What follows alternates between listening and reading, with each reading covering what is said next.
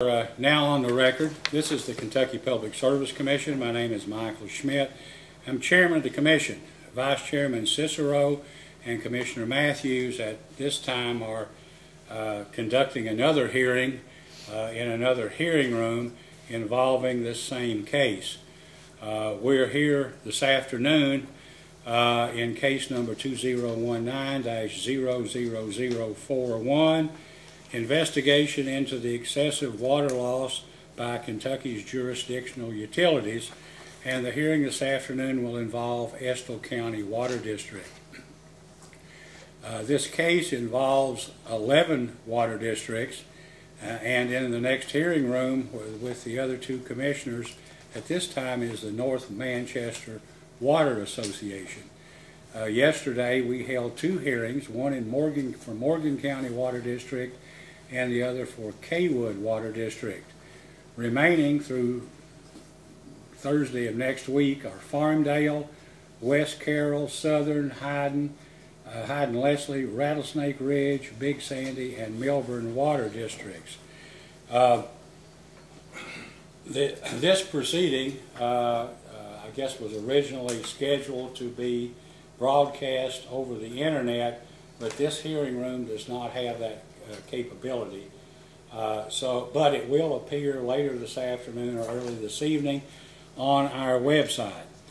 And as many of you may know, we do not usually use a court reporter, but the video is the official record of the proceeding, and we usually have a paralegal, Brenda Warfield, who does a log of the testimony, but it's not an actual transcript.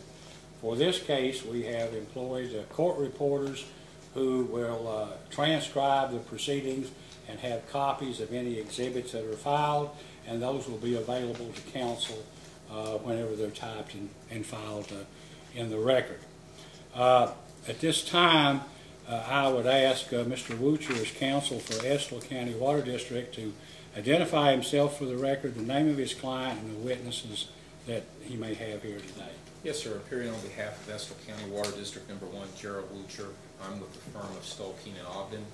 The address is 300 West Vine Street, Suite 2100, Lexington, Kentucky 40507. And I have with me today from the Water District Audrey Miller, who is the interim general manager, Mr. Blaine Click, who is the chair of the Estill County Water District Board of Commissioners. Both of those were ordered by the commission to appear and give testimony. I also have present Mr. Jack Stickney and Robert Johnson, who are the other members of the Board of Commissioners of Estill County Water District Number 1. Mr. William Murphy, who is the field operations manager for Estill County Water District Number 1. And I also have Alan Bowman, who is a consulting engineer with Bell Engineering.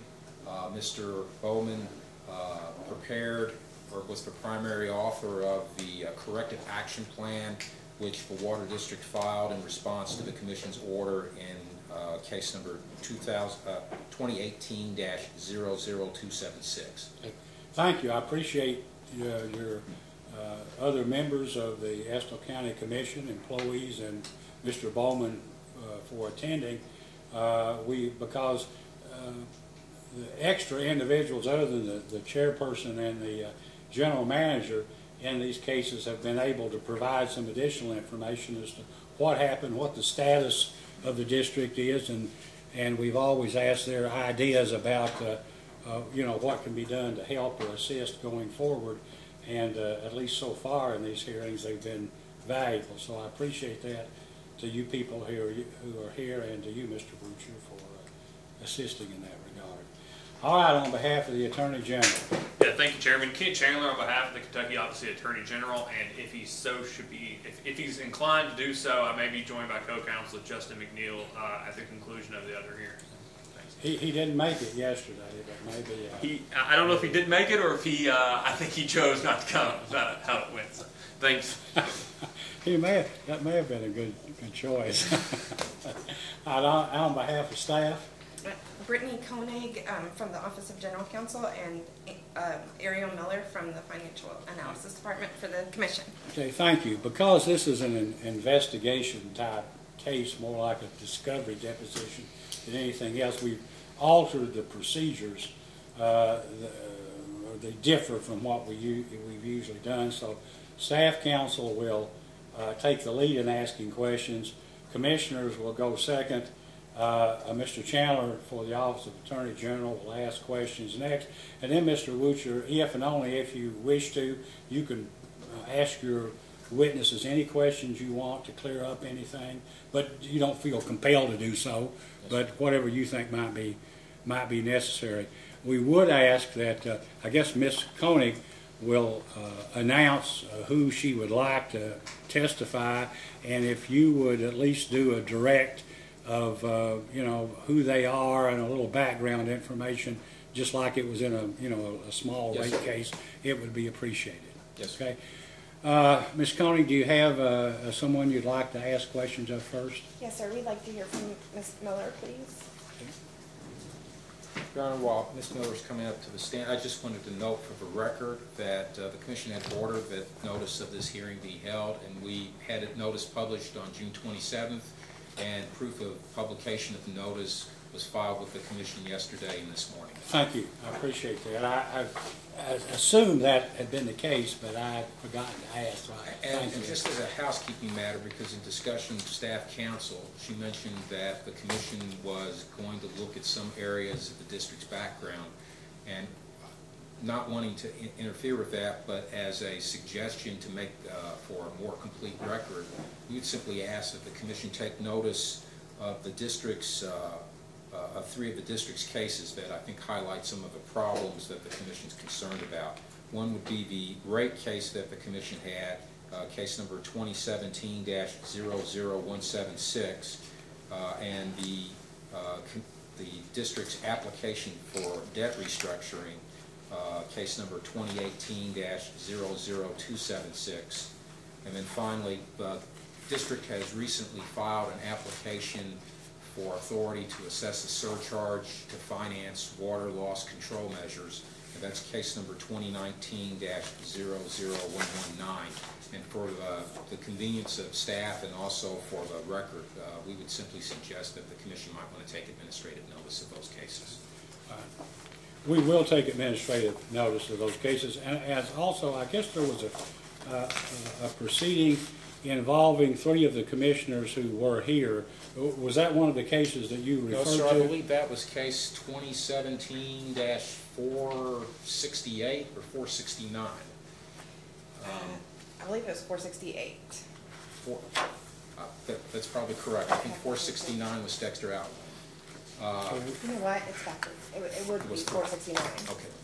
468 was Dexter Allen. Yeah, I'd seen a chart, I guess, that staff had prepared. Yeah. Sorry. I'm at a loss right now to find. Oh, here it is. Okay. So, well, we ought to take administrative notice of all those cases, including 458, the case that was brought involving the other commissioners. One of the things that we'd like to do, we talk about a history, is to try to make up a record.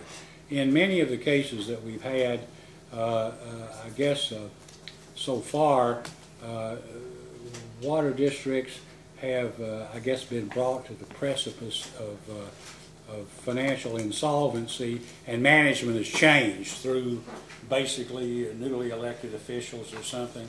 But in order to try to put it in context, I think it was very helpful to show about some of the problems or things that management did or mistakes that may have been made in the past, which have contributed to the present problems that now have to be dealt with. Yes. Okay. Can I, sorry, Chairman, can I ask for the record, can I get a clarification on what the 4th case that's going to be incorporated by reference, or taking administrative notice of? Just to confirm, it's 2017-467. It We're was both probably wrong. the case that was brought by the commission against The show cause. 3 of the existing commissioners for show cause. Basically, I think it primarily involved loans, unauthorized loans.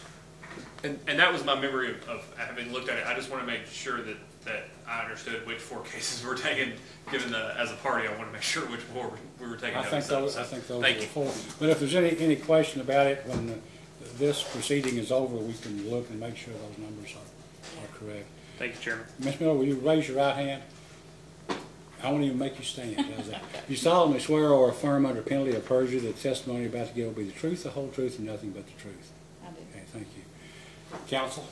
Ms. Miller, would you please state your name and business address? Audrey Miller, 76 Cedar Grove Road, Irving, Kentucky, 40336. I hate to ask you, but I'm looking at the back of your head. Can you kind of talk either this way or towards me? Yeah. I'm having a hard time understanding it. Okay. If you could repeat your address for me. 76 Cedar Grove Road, Irving, Kentucky, 40336. Thank you. Who are you employed by? The Estill County Water District. And how long have you been an employee of Estill County Water District? For 14 years. Okay. And what is your current position with Estill County Water District? I'm currently employed as interim general manager Okay. And how long have you been employed as interim general manager? since February the 6th of this year, of 2019. Okay. And prior to that time, what was your position with the Water District? I was the office manager Okay.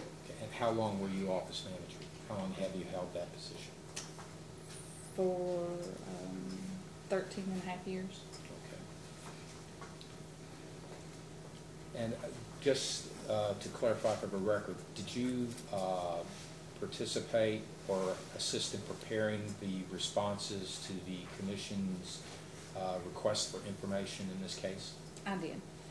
And do you have any changes or corrections to any of those items that you were responsible for? No. Your Honor, Ms. turn Tony? the witness over. Thank you. Good afternoon. Good afternoon. It's good to see you. You too. So, just for clarification purposes, Chairman, I have 9 exhibits for the PSC that I've collected and set next to the witness. And Mr. Butcher will have a copy. Mr. Butcher and Mr. Chandler have been given copies of those exhibits prior to the hearing, although just prior to the hearing. And, but I will go through those as I come up in questioning, if that's okay, but I don't know how you'd like me to do that. If at the end you'd like me to introduce them after they get established. Let's do this. Mr. Butcher, do you have any objection to any of these? No, Your Honor, I do not. Mr. Chandler? No objection, Chairman. Why don't we go ahead then, if the reporter has copies as well, and they've also been numbered, Yes, let's sir. allow these exhibits to be entered into the record as PSC staff exhibits 1 through 8, and then as you ask the witness, Ms. Miller, or anybody else about them, if you could just identify it as exhibit 1, 2, 3, whatever. Sure. And anything else that might be needed to make sure the record's complete. Okay, I will do that. And also, just to clarify, so the map is Exhibit 9, and I believe that the commissioners were given a copy of that prior to, so that's why you didn't have a copy up there. So it's a map of the county prepared by our... Well, I've got 8. Is there supposed to be a map? Yes, but... that was the the... chairman, the commissioners were given a copy earlier. Okay. And that's the only reason why I didn't put one up there. This was prepared by PSC staff and based on the WRIS records. So the map is... Exhibit 9. Is Exhibit 9. Yeah. Well, make, then, for the record, PSC exhibits 1 through 9 will be admitted into evidence. Okay, so I'll ask you to refer to an exhibit if I have a question about it, and I'll try to be clear, but also we have the data responses, and if I refer to a specific question, then I'll give you time to turn to that for reference too. But if you need any clarification or if you can't hear, please ask me to repeat. Okay, so you've been with the Estill County Water District for 14 years, and you were here for the 2017-176 alternative rate filing hearing. I remember you testifying in that. I was. Okay, And then you've been involved, or at least aware of the other cases since then. Is that correct? Yes. Okay. So if you'll look at Exhibit 1, it's a copy of the final order in that rate case in 2017-176. Mhm. On page 3, under the water loss paragraph,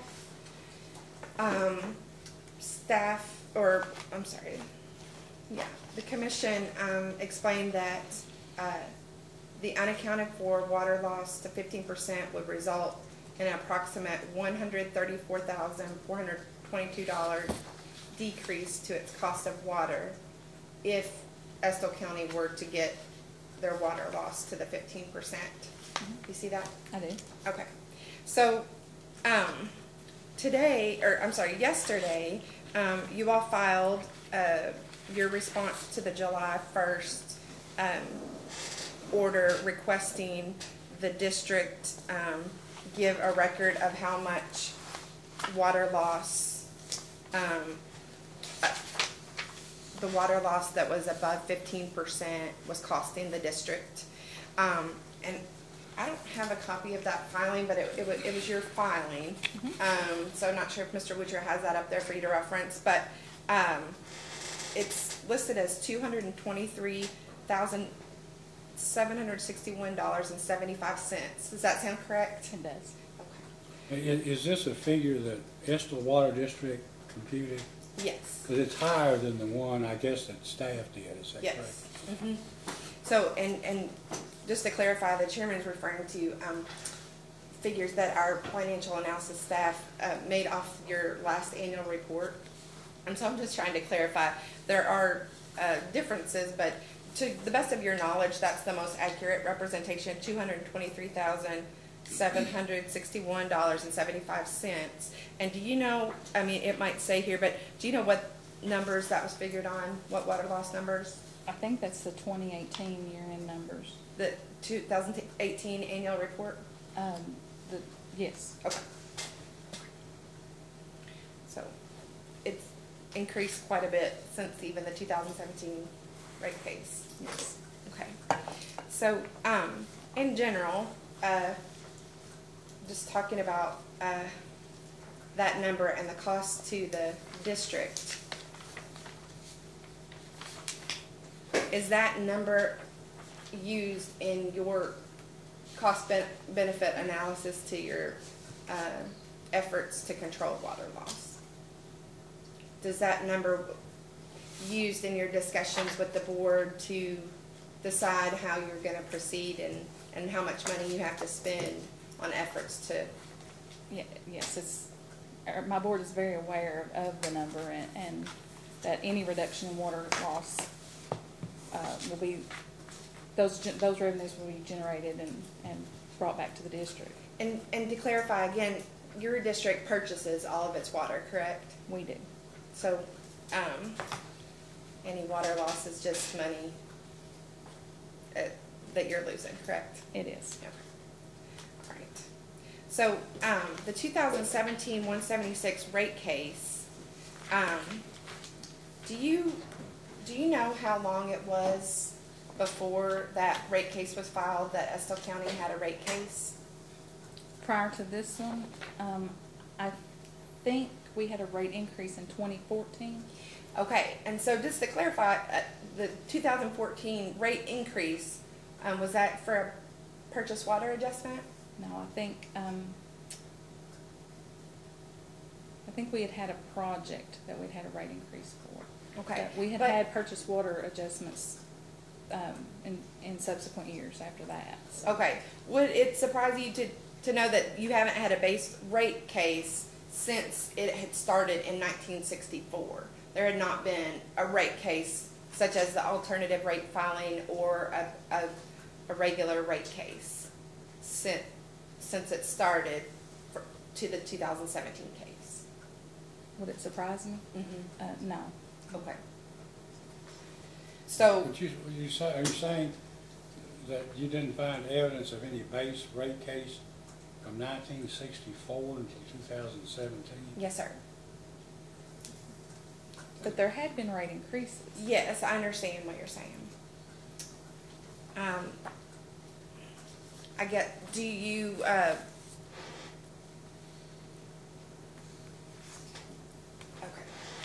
Could I just ask for clarification? When you say base rate case, you're talking about the utility filing for a general rate adjustment as Yes. opposed to using 023, 278.023? yeah. Yes, sir. 278,023? 0.023, yes. Correct. So when you're saying a rate increase, you're talking where the utility has actually gone in and requested that the commission increase the rates, and it's been reviewed by the commission and its staff, and an order has been issued that way, as opposed to Correct, just... a rate case, not just a rate increase. A rate case is what I'm talking about, because during a rate case, our staff looks at all of your numbers, and looks at your annual report, and then goes and, do you recall the process of the ARF in 2017? Yes. Can you describe that a little bit of how staff was involved in? I think Scott Wallace came in and done our, looked through our audits, looked through our records, and done a report. Okay, and do you understand our final order to be where the staff made a report and made a recommendation based on all the information that you gave the PSC, gave a recommendation to make sure that you had covered all your expenses and that you were able to use your rates in a way that would keep your district operating in a good business manner? Yes. Okay, and so then in your response to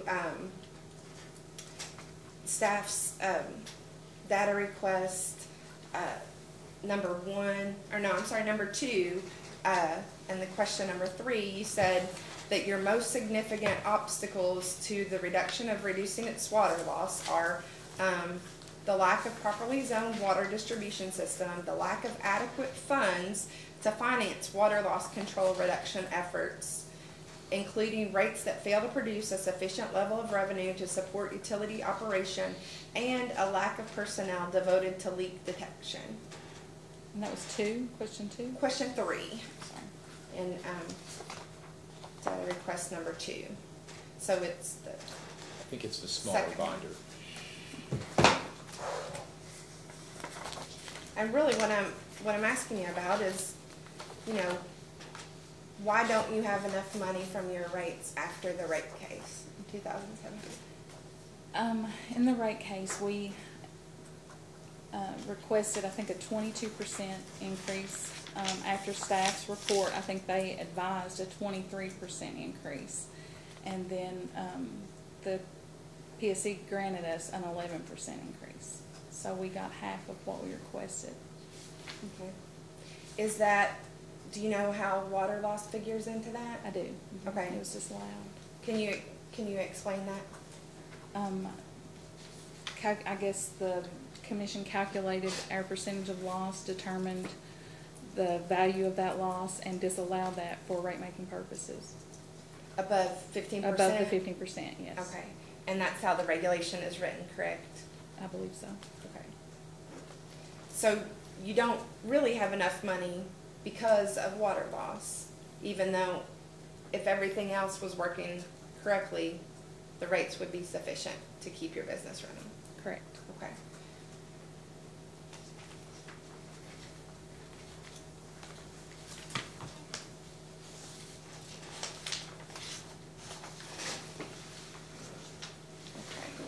And data request 2, question number 6.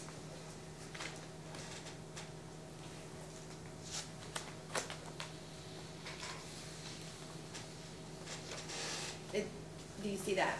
Yes. Okay, it explains some of the training that your staff has had. And one of the things listed is the Kentucky Rural Water Management Conference. Did you attend that conference? I did. Okay, how long was that? 2 days, 2 days. I think. Okay, and did you attend that before or after you were interim general manager? After. Okay. So, there have been a lot of personnel changes, right? There have been. Okay. And we're gonna get to that. I'd like to refer you to PSC exhibit number 2 and 3. And can you tell me what those are, just for the record?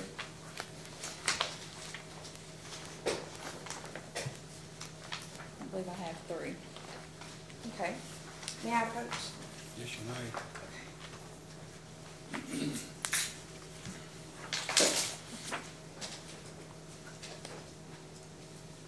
This looks like an inspection report dated July 21st, 2016. The inspector was Jason Pinnell with the Kentucky Public Service Commission. And 3 looks like Dwight Richardson's response to that inspection. Okay. So when you were here for the rape case, Mr. Richardson was your field manager? Is Yes. that correct? And he seemed to have a lot of the technical knowledge about the district. Would that be accurate? Yes. Okay. Okay.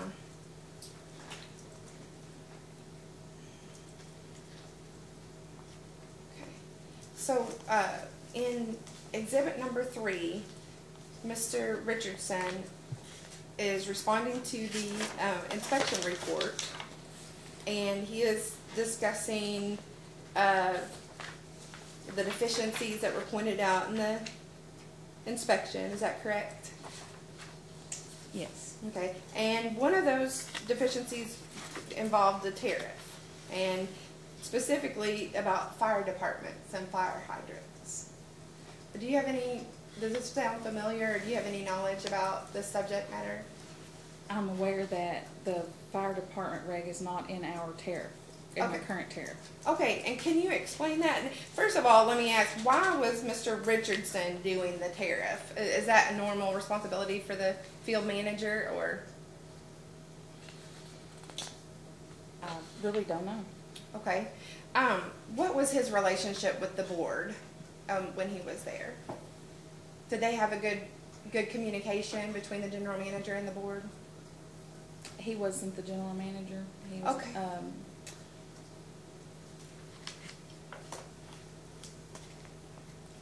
I don't believe so, no. Didn't have that great, okay. So it was a lack of communication, or how would you describe it? A lack of communication, a lack of expectation. There was no clear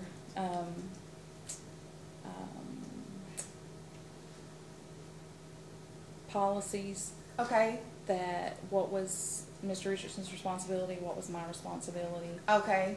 So could you describe the structure a little bit?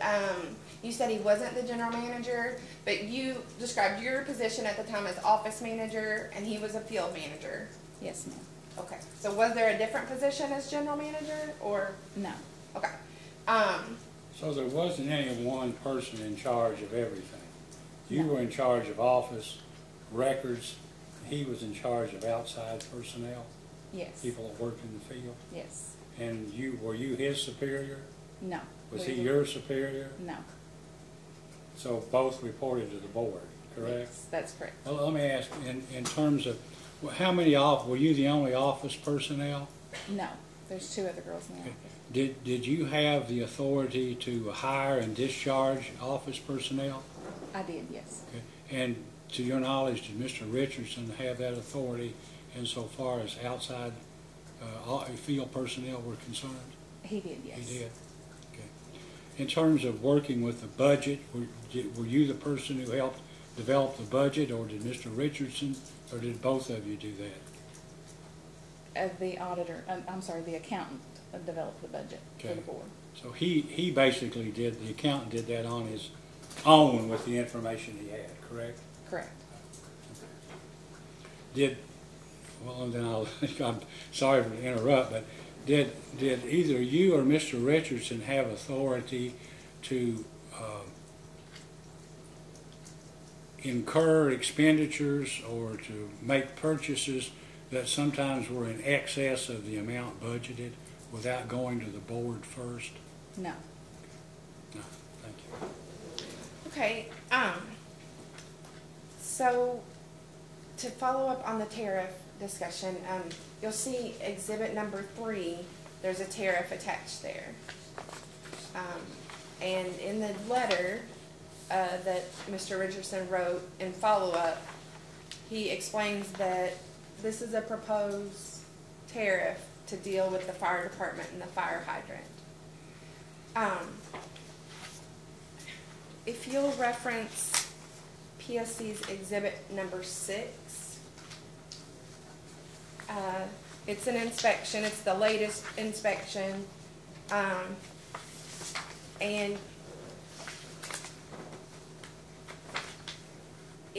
one of the notes from the inspector notes that they've included the fire tariff, or the fire department tariff in your tariff. But as you've already said, and it can be confirmed on our website, and in your response to our data request, you said that's not true. Is that correct? There's correct. No, okay. Do you know what happened with the fire department tariff? Or I do not. you don't know why it never went through? I do not. It looks like it's quite, it's on its last draft or so. And I'm not sure if you're familiar with the regulation that requires utility permits the fire department to withdraw water, and that there has to be a tariff language regarding the penalty in your tariff. So that was marked as a deficiency because of that, but you don't know why that was never entered? I do not. Okay. Is that typical of processes between Mr. Richardson and the board, where there are things that were not followed through on, or? That's fairly typical, yes. Okay. Do you have any other examples? And I understand that sometimes it's hard to talk about things that you might not feel comfortable or might seem personal, but this is a professional level, and just honestly, I mean, just trying to understand how they work together. And if you can't think of a good example, I'll give you time. I can't think of an example at this time. Okay, well, it might come up later on. Well, let me ask, are you, is it your opinion that in any organization, including a water district, that personnel policies ought to be tightly drafted so that the chain of command and the duties and responsibilities of management personnel are clearly set out and understood between everyone, including the commissioners, the management, and the employees beneath management? Yes. At the present time, and I haven't seen them, but at the present time, do you think that the personnel policies at Estill County Water District are in need of basically a review and updating? Absolutely, yes. Thank you. Okay, and so from some of your responses, I saw that you are working on job descriptions and some policies. So is that something that is in process? It is. It's in the very early process. This has been our focus since February, I guess. This case and our corrective action plan that we have developed, and putting together a project, a water loss project. So we focus on those things and feel like we're getting those underway, and it's mine and the board's hope to start developing those policies and procedures quickly. Okay. And so one more thing on them while you have the inspection number 2, exhibit number 2 in front of you. Mm-hmm. Could you please go to page 18?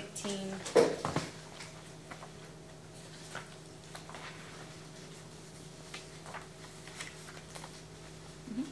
Okay. Will you look at, I guess, number 99? It discusses PSC case number 2013-339. Are you familiar with that case, or the project that it was a CPCN? Just to refresh your mind.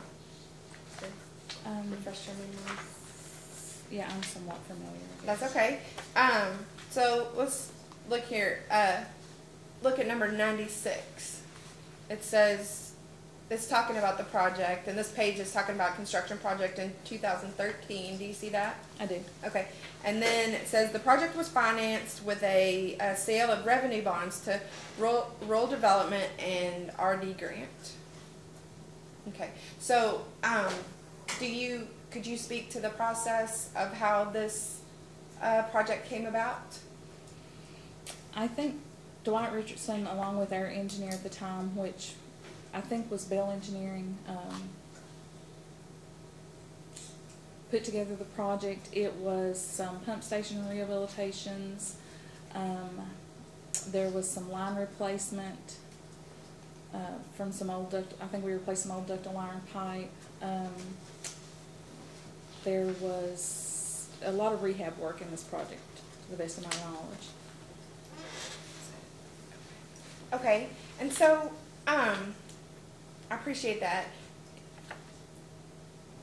I know that you don't have the case in front of you, but it was a construction case, and as part of that case, you took out debt, right, from rural development and RD grant. Okay, this had been before the 2017 rate case and the 2017 show cause of regarding unauthorized debt. And so you did get authorization for the debt for this project. Do you know why?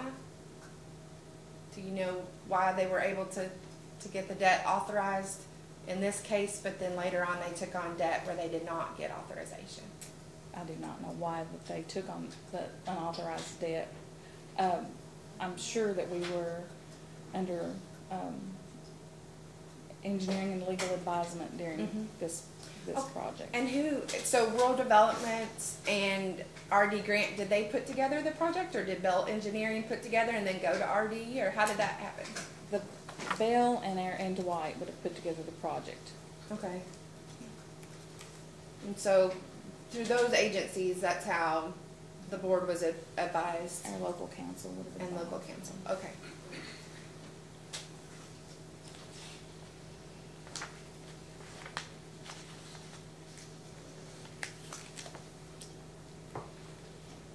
So, do you know how, so you're saying that Mr. Richardson and Bell Engineering put together the project. Do you know, did Mr. Richardson have the authority to decide what projects needed priority? Or did he go to the board and did they have any method of determining priority of projects, or? There was no method. It was just on his recommendation and the recommendation of the engineering firm. Okay. And was water loss a priority? I mean, at the time it was. We had a part of the system we did replace. It was referred to as the West Cedar Grove area, and it was some of the original system put in 64, and I think I'm right on that date. And it was ductile iron. We were having a lot of leaks. I do know that Mr. Richardson believed that that was the source of a lot of our water loss at that time. Was we were having a lot of issues in that area, and believed that replacing that would remedy some of the water loss issues. Okay, and that actually speaks to exhibit number 4 and number 5, where actually he does explain that in the record about that replacement and that construction and why they did that. But then I guess if you'll recall looking at exhibit number 5, do you recall that when this repair was done that it caused other parts of the line to bust? I do recall that. It put pressure on some other older, I don't know this to be fact, I know this is what he would relate to the board, that it caused pressure in other areas of our system and caused leaks in those areas. Okay, and again in exhibit number 4, one of the deficiencies is you're above 15%. You were in exhibit number 2 of the 2016.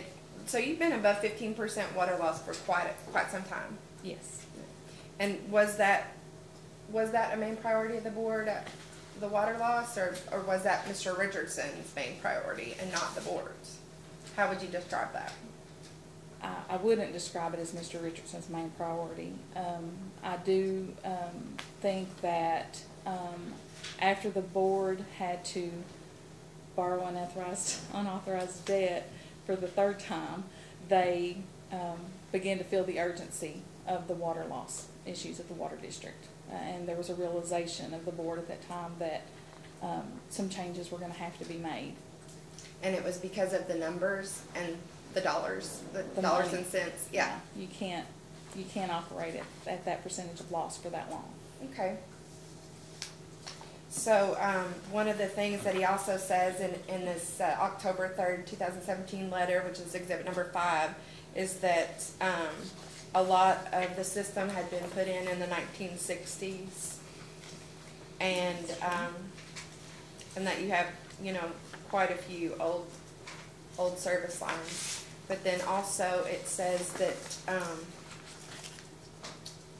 that the district had lost 3 maintenance employees, and due to financial constraints, they had not replaced those.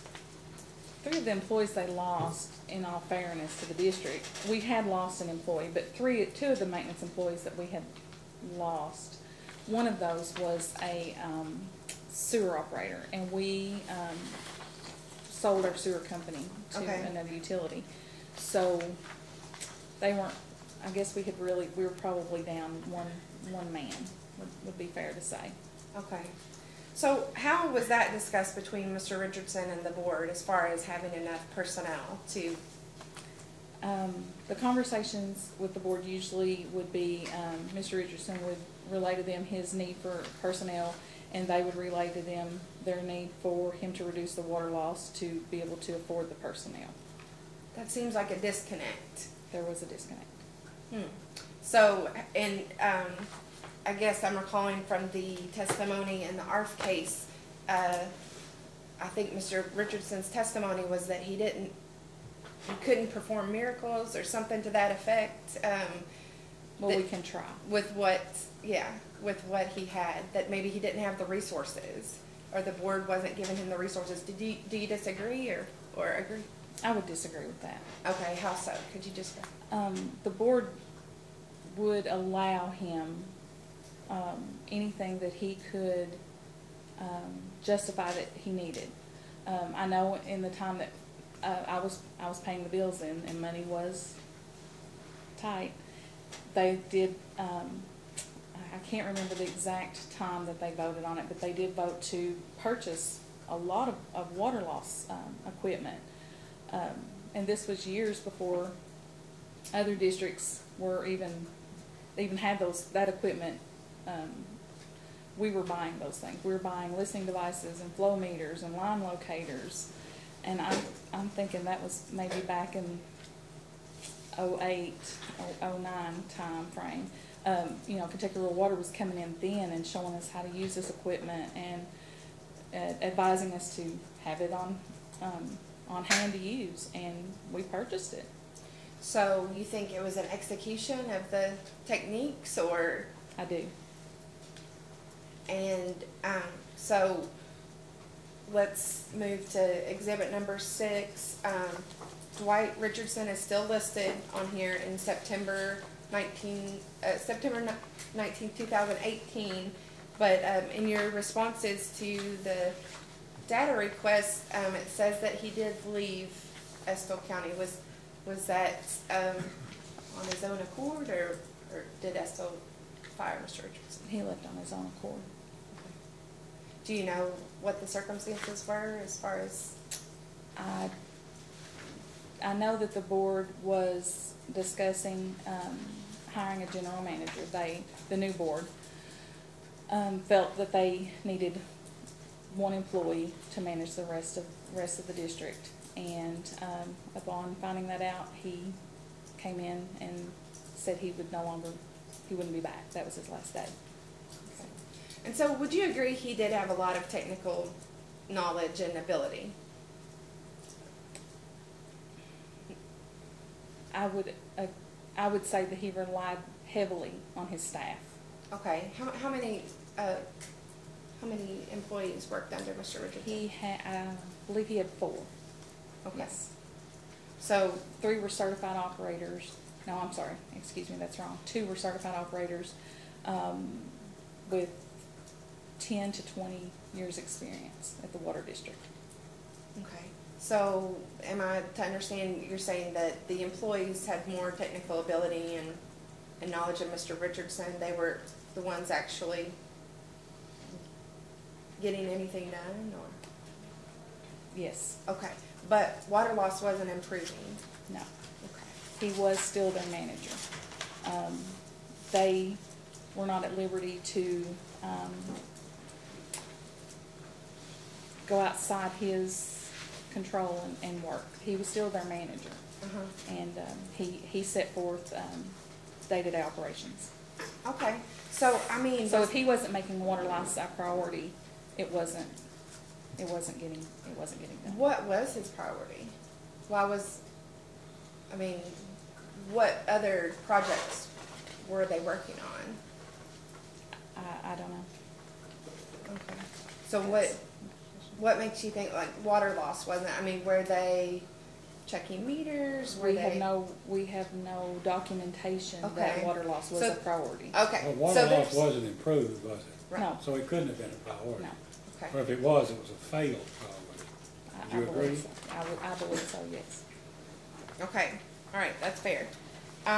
So exhibit number 6, Mr. Richardson's still on there, and we cleared up the fire department's question, and I'm not sure why they thought that was added to the tariff, and it seemed like a major point to all of those inspection reports was the fire department tariff, but it never followed through, and you think that's due to Mr. Richardson or due to the board? Mr. Richardson. Okay. Also, on page 16 of exhibit number 6, which this is our most recent inspection. I'll wait until you get there. I don't see 16. Page 16 of exhibit number 6 says additional inspector comments. Okay, so at this point in time, you've had a few finance cases that came out of the rate case and the show cause. So it refers to case number 2018-276, the restructuring case, and says the district will save approximately $80,000 by restructuring their debt. And was that through rural development? Yes. Okay. How did that process happen? Did rural development come and approach you, or did you go and ask for help? We asked for help. We defaulted on our loan with rural development. Okay. And I guess that was our cry for help, and they stepped in and helped us restructure and. Okay. And so at some point, I recall from the rate case testimony, were rural development saying that they would not grant you any more grants or financing, that they had kind of stopped? They would not provide any more loans, and was that? I'm sorry, during the what now? Did you have a point in time where Estill County could not get any funds or restructuring? We never applied for any more funds. Okay. We have an understanding that once our principal payment is made in August, that we'll be eligible for RD funding. Okay. All right. Who did you work with at RD with that? Anthony Hollingsworth, Hilda Legg came to our office, met with our board and our employees. Greg Pridemore. Okay. All right. And then it also mentions there in the second point that you'll start sending monthly water loss reports. Yes. Okay. And so prior to that time, there were no reports filed, water loss reports? With the Public Service Commission, the White would have filed those, Mr. Richardson, so I can't speak to that. Okay. And then it also notes that is this what you're referring to as far as the refinancing of current debt? After the refinancing of current debt, that fourth little point, the district will be able to obtain a KIA loan to install inline flow meter, hydraulic model development, relocation of creek crossings, and 20% residential meter replacement. Is that what you're saying? Once you make your payments to August, then you'll be eligible for this? Or? That says KIA, but yes, we would be eligible for RD funding as well. Oh, okay. Okay. Is this a good time for our switch out? Sure. Is I told the commissioner or the chairman before we started, Jolinda's coming in. I wasn't. Why don't we take a 5-minute break and allow y'all to switch for 10 minutes? We'll be in recess for 10 minutes. We're now back on the record. Ms. Koenig, you may continue your questioning. Okay, thank you. Okay, Ms. Miller, you stated that you're the interim general manager. Do you know what progress the district has made on hiring a permanent general manager? I do not. Okay. So I think some of the discovery responses said you were developing job descriptions. Does that include the general manager's description? That will include that description, yes. So you don't have a date or a target date right now? No. And so while you're performing the duties of general manager,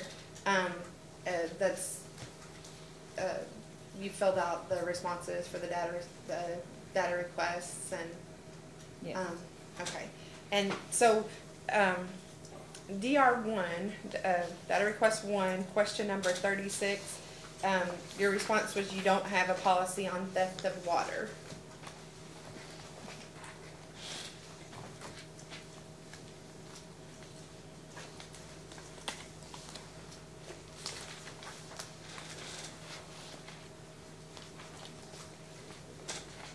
That's correct.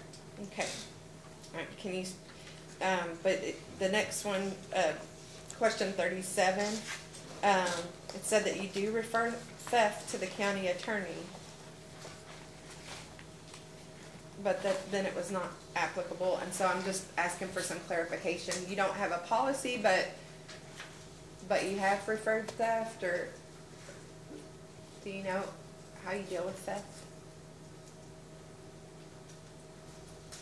No. Now, you're talking about question 37? Yes. My answer was no requests were made during that time period. Okay, I might have the wrong data request. I apologize. Do you know if you have a policy on theft? We do not have a policy on theft. Okay. And do you think that you will be getting a policy on theft? Yes, I believe we'll develop a policy. Okay. And so, what happens now if you find theft? If it's a case that the meter is still in the box, if it's been turned off for non-payment, or it's been vacant, someone's moved out and someone moved in and just turned it back on themselves, and we can meter the water, we'll calculate the cost, and when the customer will go out and pull the meter out of the setter, plug it. We have plugs that go in the setters. That usually prompts the person living there to come in and sign up for water. If based on their rental agreement, they've been living there at the time of the theft, then we tell them that water has to be, their usage has to be paid. The water has to be paid for. Typically they'll pay that bill and to get their water turned on, you know. If it's a jumper or straight pipe or whatever, we don't have a policy on that at this time. We pull them, tag them, document who was there. If it's a customer that we've maybe pulled the meter and they've put in a jumper and we have a history on them that we can estimate a usage, then when they come in to pay their bill and get their meter turned back on or their meter reinstalled, we will assess whatever their estimation was during the time that their jumper was in, and the $50, I think it's a $50 charge for a service charge to go out and pull it. It sounds like a policy to me. Do you? It's not a written policy. But that is So- what we do. Okay, and how do you know that? Is that what you've come up with as the office manager, or That's And the way is I was that- trained to do it when I came 14 years ago. so other people in the district know to do that as well? Yes, the office staff does that. The field crews are aware that that's how we do it. But it's not written down anywhere? It is not written down. Okay. And would you agree that that needs to be written down? Maybe a custom as opposed to Okay. a policy. Okay. There is a difference. There is. Okay, and so there's also, an answer to number 16, DR1, it says no written policy on, missed customer billings, but it says you utilize your billing system to detect any errors. Can you describe that? On 16. Mm-hmm. DR1. I think I'm answering this question that you've asked here. The way we typically do that, there isn't a written policy. The way we typically do that is the billing clerk will print, she's the office manager now, she will print out any customer with usage. I think we set the parameters at below 50% of their average. Our billing software will generate a report that shows customer usage with either no usage or half of their average. She'll highlight those, make work orders, and send the field crews out to check those accounts that have 0 or less than 50% of their average usage for the month. Okay. And, so that's not written down, but that's just something that you do. Okay. And as office manager, I mean, are there any policies that you have written down, or how do you train new employees that come in and tell them this kind of stuff? We don't have policies written down. We follow the tariffs, what's in our tariffs. For training, I guess I've just handed it down. We've only had one new hire in the office since they hired me. So it's just... For 14 years? Okay. And so, but you handle all of the internal controls and trying to make sure that billing is accurate and comparing. We actually have a billing clerk that is her main responsibility. She and the other lady in the office both look at any bills that are going to be generated that are over $100 to make sure that they are in agreement that those should be, that is their norm or their average. They look at 0 usages, low usages. They do go through the billing before it is sent out to customers to look for those. Anything that didn't read, do not reads, or missed reads, I guess, they'll send the guys out to read those. If they're a vacant account, we have meters and MXUs in those vacant boxes. We have them marked as vacant, so she runs a report on vacant accounts. If those show usage, that's obvious somebody's turned the meter on, and that's how we catch most of our thefts, is they'll go out and check those. I think we have 400 inactive accounts approximately, and they do check those on a monthly basis. Okay. So I am trying to save my questions about meters and meter testing for Mr. Murphy. Would that be under his category, or do you as Probably, general manager? I can try, but it's That's probably his wheelhouse. Okay. I think this might have crossover with your office records, so I'm not sure, but you just tell me if it's not under your jurisdiction. But so DR1, 33, and 34, it said you had no records to answer those questions. They were regarding distribution mains and service connectors and valves. Is it this small one? Is it No, it's the big one. The data question 1. 31 and 34? No, 33 and 34. Okay. And I'm just wondering about records in your office. Do you have policies about keeping records, and are the records for like the field manager, are those kept separate from the office manager records? At the time that Mr. Richardson was there, there were minimal field records kept. So I don't have those. Okay. So Let me ask, do you know what a record retention policy is? I do, yes. Does the district have a record retention policy? You know, it's where you keep, we would keep receipts for 5 years, 3 years. Yes, we don't Do you destroy have- records until, we have a copy of how long we have to keep bacteriologicals and payroll records. I'm trying to think of lab results, anything like that. We keep those, we have those. And then at the end of the time, do you shred them or something, or? To be honest, we've only destroyed records once since I've been there, and those were records that came over when the new office was built, and they moved over, I think, in the 80s. So most of it. In terms of like the field records, you don't necessarily have those archived someplace, right? Only if they were given to me. We have the work orders that are kept in archive. Those would be field records. As far as pump and tank inspections, we don't have that. Reading of the gone accounts or the vacant accounts or individual meter inspections, we don't have that. We would have leak repair records. Trying to think of anything else we might would have from the field. Well, but moving forward with one general manager, I assume that Yes. ultimately you'll get to the point where you'll keep have some centralized record so that it can be kept, right? That's correct. Okay, kind of big picture wise, you've testified that if you had to make a decision or you had to make a purchase over a certain amount, that you would go to the board. And I asked you about comparing the amount that the costs of the water loss, in like $200,000 versus all of the equipment or hiring a leak detection service or an extra employee, that you've used that to compare.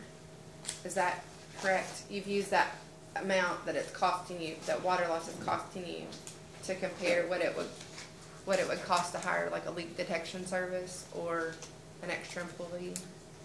Yes. Okay, so was that in conjunction with the board? It was. The board and I have talked about outsourcing our leak detection, looking at, and I do believe that the chair has made has contacted a couple of different leak detection organizations. I think they're engineering firms that specialize in leak detection. We have, it's my belief that having that person on staff is more valuable, if we can find that person, is more valuable to the district in the long run, if we can find someone that we can train. Kentucky Water has helped us in that respect. I do think that a dedicated employee is a must. When you have the excessive water loss that we do, it's one employee's, possibly two, full-time job, or it should be.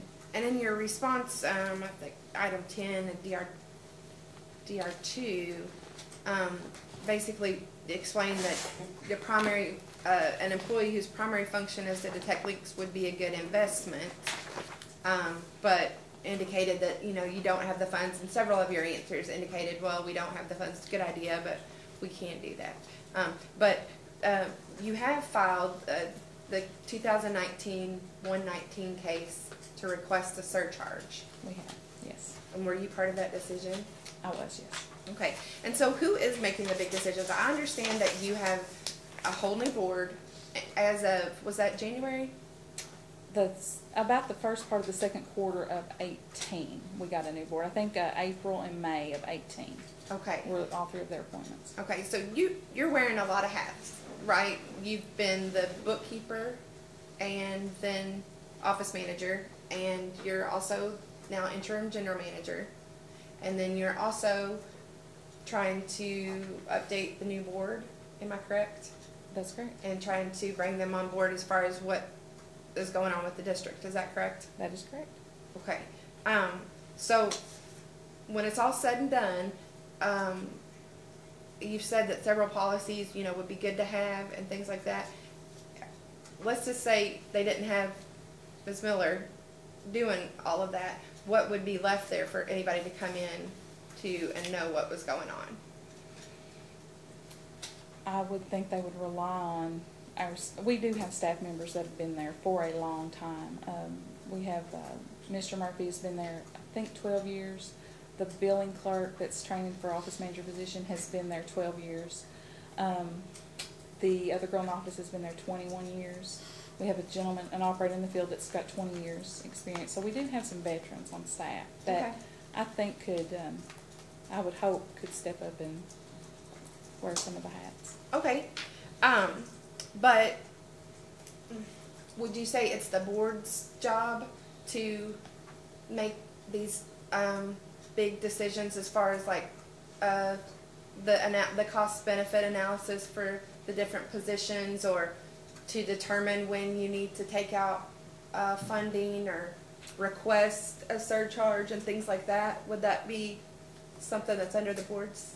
I think it's the board's job to set policy Mm-hmm. and to rely on their general manager to run the day-to-day operations and help make those decisions. Okay. Do you think the new board is doing that yet, or is that something they understand needs to happen, or? They're well aware it needs to happen. I think they're on track to make those changes. They got hit with a lot when they were appointed. I feel like we have a very capable board, Mm-hmm. and they're very involved without being in the day-to-day operations. They do see the need for all of these things, and they're prioritizing. I think they're prioritizing right now what is important and what is, we didn't get here in a day, and we're not going to get out in a day, but we've got to take steps every day to make a change. And I think that's what they're doing. They're prioritizing what they think is going to make the biggest impact. Okay. Water loss is their priority. Okay. They have, they have a clear understanding of the project that we've put together for water loss. They have a clear understanding of the need for the surcharge, and they understand why the surcharge was better than just asking for the rate increase. Okay. And they understand that we have asked for that with the PSC's, asked to be able to spend that with PSC's blessing to, I think we outlined in our surcharge application, the items that we intend on spending that money on. And would you agree, I mean, you testified earlier that the rate case didn't provide enough money because of the 15% cutoff, and we talked about the $200,000 cost of the water loss, and the surcharge is going to supplement that. Is that correct? That's correct. Okay. So in data request 1, question 30, it said what your top 5 management goals were. Was that you? Did you figure that out or answer that question? That was me. Okay. So would you read what your answer was? 1, replace all customer meters. 2, installation of zonal meters with telemetry expansion to all of the metering zones. 3, installation of electronic control valves at the New River pump station. 4, refurbish and replacement of the pump stations and development of a hydraulic model of the water distribution system. Do you think those goals would be the same as the board's I do. goals? So wouldn't differ from management?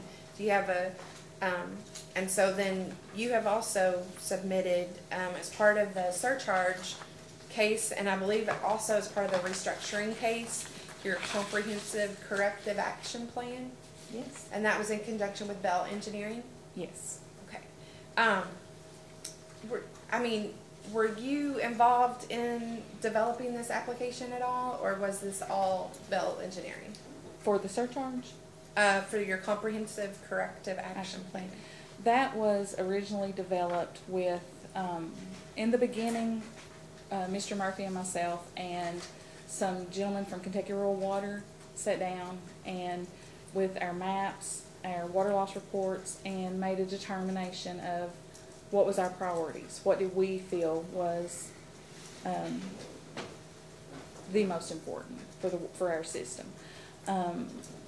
We developed a small corrective action plan amongst ourselves, and it was determined that we needed something more than that. We needed an actual legitimate full-blown corrective action plan. I think the board felt that was really necessary at that point. So we contacted Alan Bowman, our engineer. He agreed to draft that. He came in and met with Mr. Murphy and myself. We told him our wants and wishes, and that he produced that corrective action plan. And so one of your major or your top goals, I'm sorry, the management goals, was replacing all the customer meters. Yes. And you have over 4,000 meters that are. We have 4,000 taps. 3,700 of those are active meters, and those are 3/4 inch. Then we have the larger 1 inch, 2 inch, and 3 inch. Okay. So I'm going to ask you more about the meters, but I didn't know if I needed to save those questions for Mr. Murphy. It sounds like you are you have that under control there, so I'll ask you about that in a minute. But Exhibit 7, PSC Exhibit 7, I've just taken pages out of your corrective action plan because it is voluminous, so I was trying to save some time there. And you'll see on page 15 is the first page. It says 10-year historical trend for Estill District. And it says that looks like your annual purchase water for each year has remained constant, but the annual meter sales have declined year after year. Yes. Is that accurate? Can you explain the trend? Or? That is accurate. I think when it originally started, we attributed some of it to maybe customers moving out, just decline in population. And then as it went on over a few years, we realized that there had to be more. And I think, I can't really tell you when we started having an awareness of that we felt like it could be in the meters, but a couple of years ago, we started looking at the possibility that our meters were not picking up all the flow. So I know Mr. Murphy and another gentleman that worked for us took it upon themselves to test some of the meters in our system. We can't find the documentation of that, but we looked today, and it's maybe something that I can get to you. But they did test some of the meters, and a small portion of them, and they did fail on low flow. That the technicalities of that, he could probably testify better than I can. Also, we pulled out a section of just 30 we have census SR2s in the ground. We pulled out 30 of those and replaced them with the iPearl meter. And it's my understanding that it picks up on low flow and is a really good, accurate meter. Of those 30 that we put in, we collected the data 6 months prior and 6 months after we put them in. And on an average, they were picking up 1,000 gallons a month that they weren't getting before. So we're operating under the assumption on a very small test that we're losing about 1,000 gallons, on average, 1,000 gallons per meter. Which, and in your latest filing, I believe you said that's a lot of money, right, that you're losing. You're talking about 1,000 gallons a month? It's average, yes, per customer. You can't afford not to get all new. Right. And you have quite a few on the schedule to replace, right? You're replacing them rather than testing them, is that? Yes. We are currently past the 10-year point. We acknowledge that. We know that we've got to replace these. We're looking at an AMI system.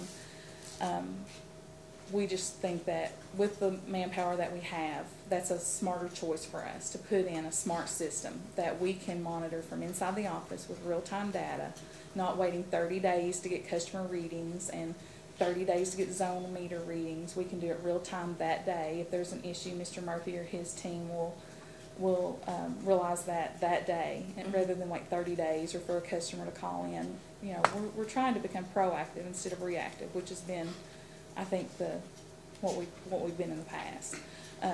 But we believe in doing that, we must put in a smart system. We think we would already be behind the 8 ball if we just continue with just Repair what's there. with what we have. Okay. So, and putting in a smart system is, would require total meter replacement anyway. So, we want to replace all of them and then implement a meter test program. Okay. Ms. Miller, let me ask you. I think I remember maybe somebody from Kentucky Rural Water telling me at some point when I asked, your people weren't present, about, we're talking about water loss, and was told that in your purchases from the city of Irvine, that water passed through the meter and you were charged for it, and then when the pumping stopped, the water ran back the other way, and you were paying for more than you got, and then paying for it twice. Was that accurate? And if so, can you tell us what, if anything, has been done to correct the problem?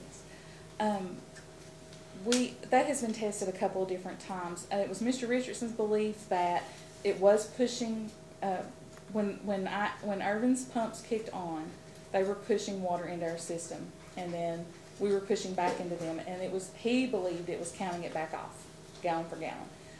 We can't verify that it is.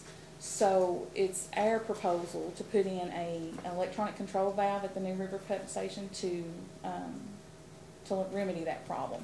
They'll no longer be able to push into our system, use us as an overflow or whatever it may be. We have contacted Service Specialties. He's a gentleman out of Winchester. He has ordered the parts. He's given us a quote. The board has approved that he do it, and he is set to come either tomorrow or Monday. He's supposed to get with me and install that. So the parts are in. We're waiting on him to come in and install it. And that ought to solve the problem of their water going into your system at times other than when you're actually drawing from them, right, when you're purchasing. Yes. And stop it from backflowing, if it does, back into their system. That's correct. Thank you.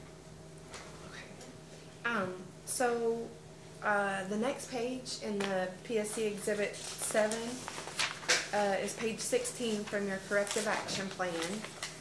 And it says the Estill District reported that it lost 56 customers in 2018 to 2017. Do you know why you lost that number of customers? I don't. It's been discussed that that's kind of the nationwide trend in population is just falling off. There's not a lot of industry in Estill County. People aren't, ready to move to Estill County, and I would assume kids going to college, moving out, moving away from the county would attribute to that. But as far as customer base trend, that's you don't have any specific knowledge of certain. No, I don't. Okay. The next page is at page 42 of your plan, of your corrective action plan, and it states that approximately 20,455,478 gallons of your total water loss of, well, anyway, it's due to meter inaccuracies. Without me trying to read all those numbers, that's a lot.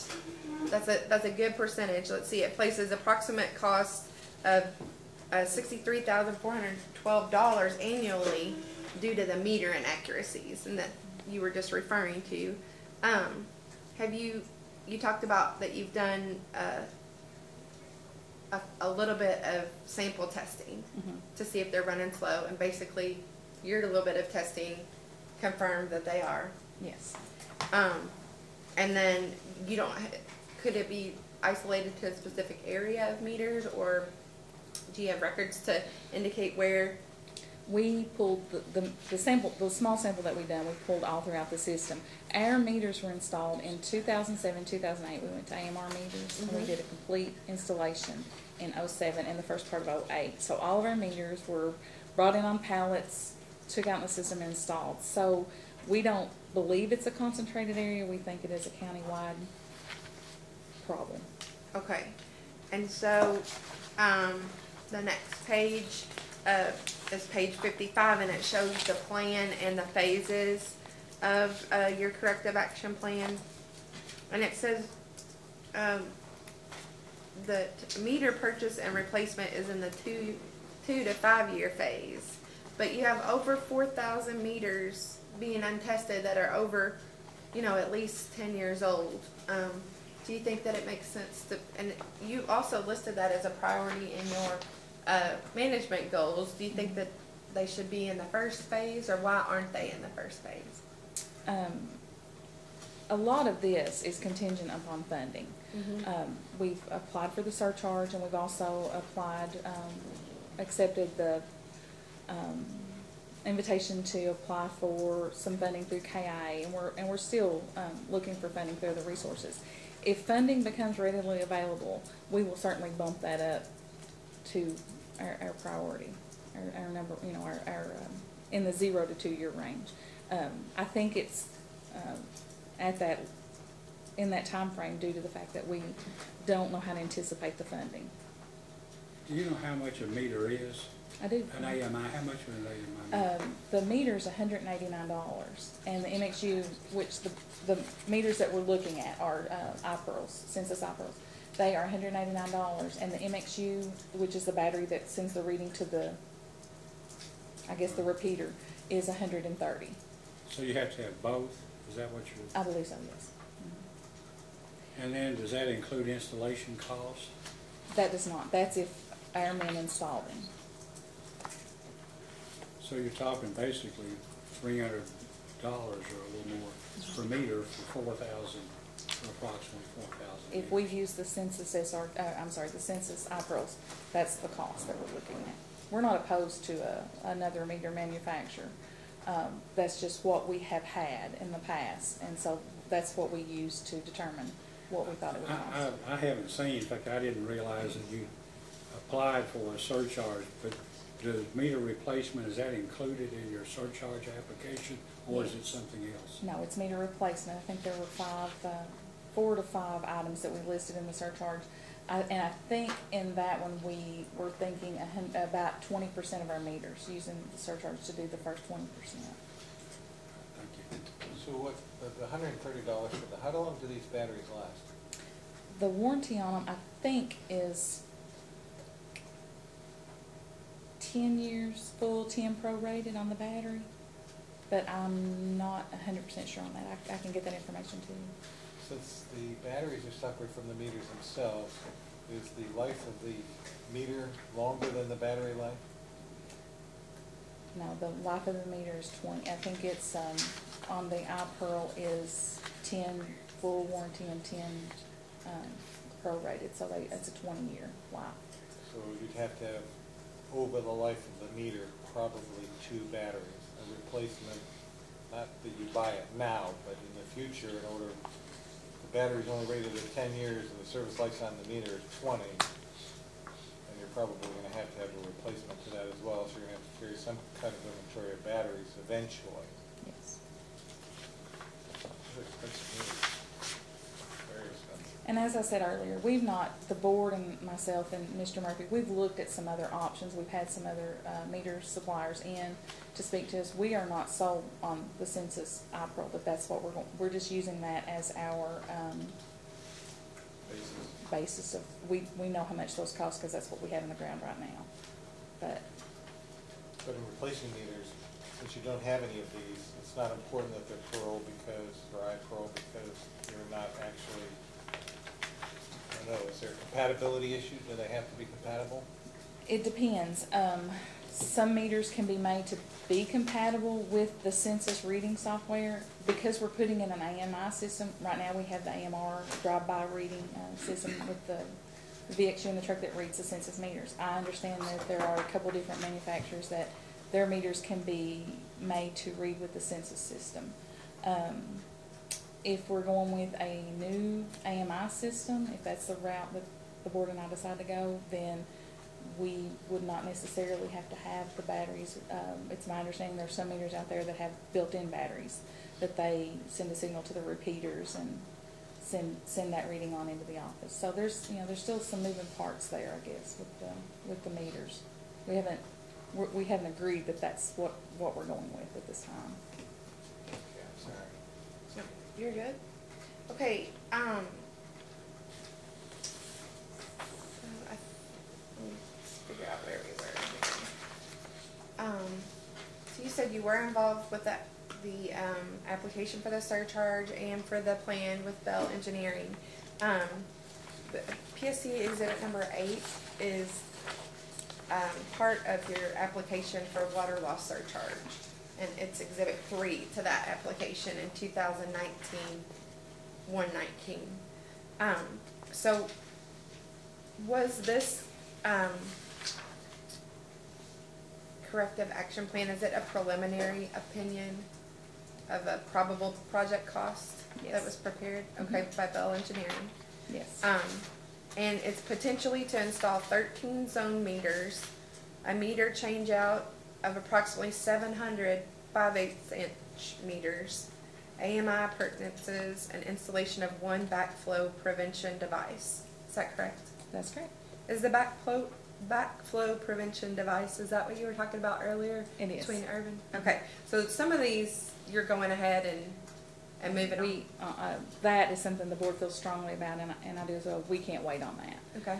If we're buying water twice, Sure. we've got to stop that immediately, and we think that it makes sense to do that now, sooner than later. Okay. Did you ask Bell Engineering to prepare this opinion and this corrective action plan, or who asked Bell Engineering to do it? We did. So it would, but I mean, it was the board or? No, it was myself. General manager. Okay. And so did you go to the board first to ask them? To prepare the corrective action plan? Mm-hmm. Yes. Okay. And did they prepare more than one preliminary opinion for probable project costs, or was this? No, this is the. That's it? Mhm. Okay. Do they only cover 700 meters replacement, and you have 4,000? That's the 20% that I spoke about earlier.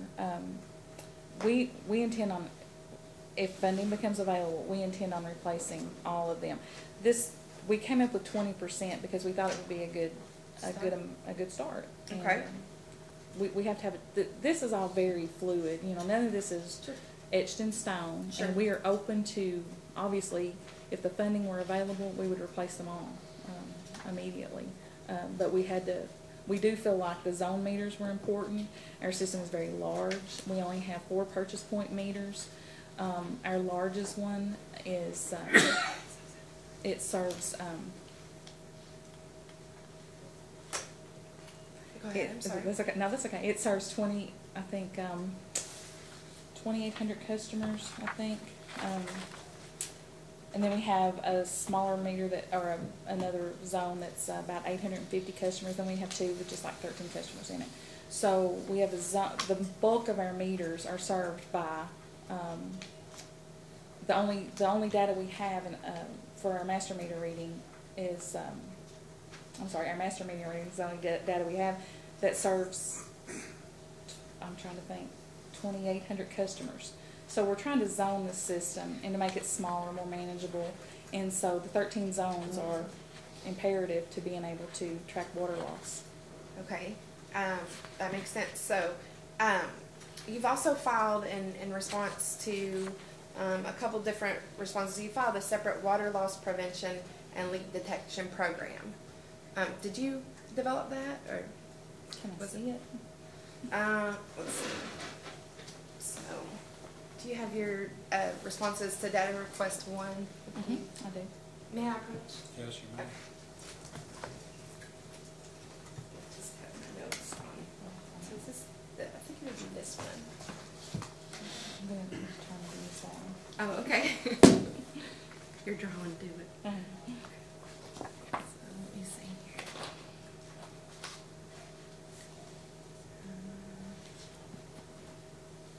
Request 1, question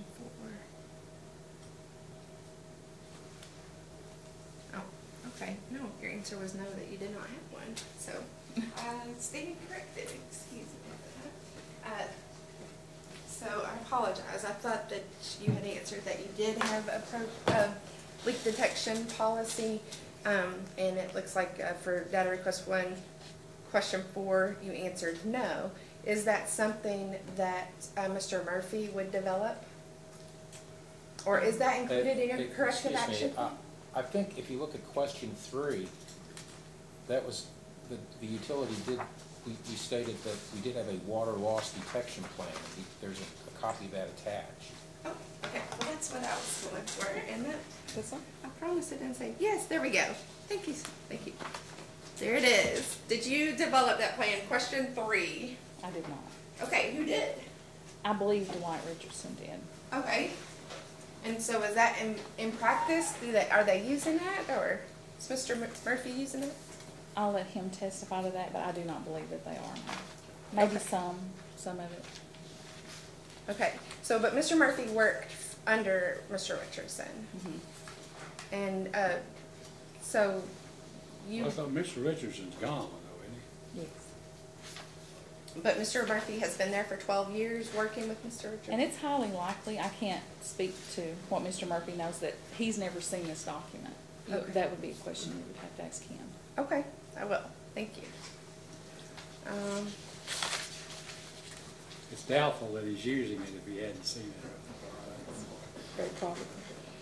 Okay. So you've discussed in general and in detail, you've prepared the corrective action plan as part of your application for surcharge. And so would you say, I mean, you said that you developed that in conjunction with the board, but going forward, do you feel like the board should be in charge of planning these large projects to address the problems of the district, or No, I it just don't. comes from the, okay. Should come from the general manager. The board is, I feel like, is for oversight purposes. I mean, they should certainly see it and approve it, but they can't develop a policy like that or a corrective action plan. They've never been in the industry at all. Okay. So they wouldn't know how to begin to. Have you seen, I think you're absolutely correct. Management, the general manager operates the business on a day-to-day basis and is like the president and CEO of a company, and the commissioners are the board of directors. And they establish policy, they approve various things, and they exercise oversight over the general manager. And I don't know if you've been to trainings. Have you had or seen or been in Gary Laramore's corporate governance program that he has as part of an education? The UMI classes? Is that what you're talking about? Utility management? Well, no, I don't know. Have you undergone the management training program at Kentucky Rural Water? I believe I've gone through what you're asking, but I'm not 100% sure what you're asking. Well, this is one, I guess it's about $695, $700 or something. Takes about a year to And complete. down at Bowling Green, and maybe it takes a week or 2 or 3 days or something to do it. You have to sign up for it, and they only have so many. I went through the Utility Management Institute through Kentucky Rural Water. It took a year. I think they give you 2 years to go through it, but it's every 2 months. You go to various places. So you've been through that? Yes. Right? Okay. All right. Is there, and I don't know, I haven't, I've seen the agenda, but I haven't seen all the details about the program. But I know in I guess some of the training sessions for water district commissioners, there's a corporate governance section that goes through, and I'm sure Mr. Woocher's familiar with it. He's probably been on the program. Maybe Mr. Talley's done one. But basically it has what the duties of the manager are, the duties of the commissioners, and they're absolutely separate. And just to editorialize, I guess, the board needs to get the best manager it can and let the manager manage. And if the manager can't manage, they need to get a new manager. But the board needs to stay out of management and basically take care of policy issues and oversight of the general manager. Would you agree with that? Absolutely. I mean, that's what the whole process is supposed to be about, isn't it? Absolutely. Okay, so, as part of the board's duty and oversight, would it be their job to prioritize spending or the general managers? I think it's the board's priority to approve the budget and allow their general manager to Prioritize? prioritize. Okay. So, do you have parts of your system that are mapped and parts that are not, is that correct? Our system is mapped. It's Okay. mapped digitally. Kentucky Rural Water come in and put all of our maps and mapped our system digitally. We have hired a gentleman that is training to be our water loss employee. He has extensive knowledge in water loss. He's been trained by Kentucky Rural Water, but he doesn't know our system. He's not from Estill County. So he's training, and in training, part of what he's doing is helping Kentucky Rural Water develop those maps. So we're getting valves, a digital map of our system. We're getting I think the valves are in, and Mr. Murphy can probably testify to that better than I can. But we are getting those. We have hard copy maps, but we're getting them digitalized so that they can use them in the field. Okay.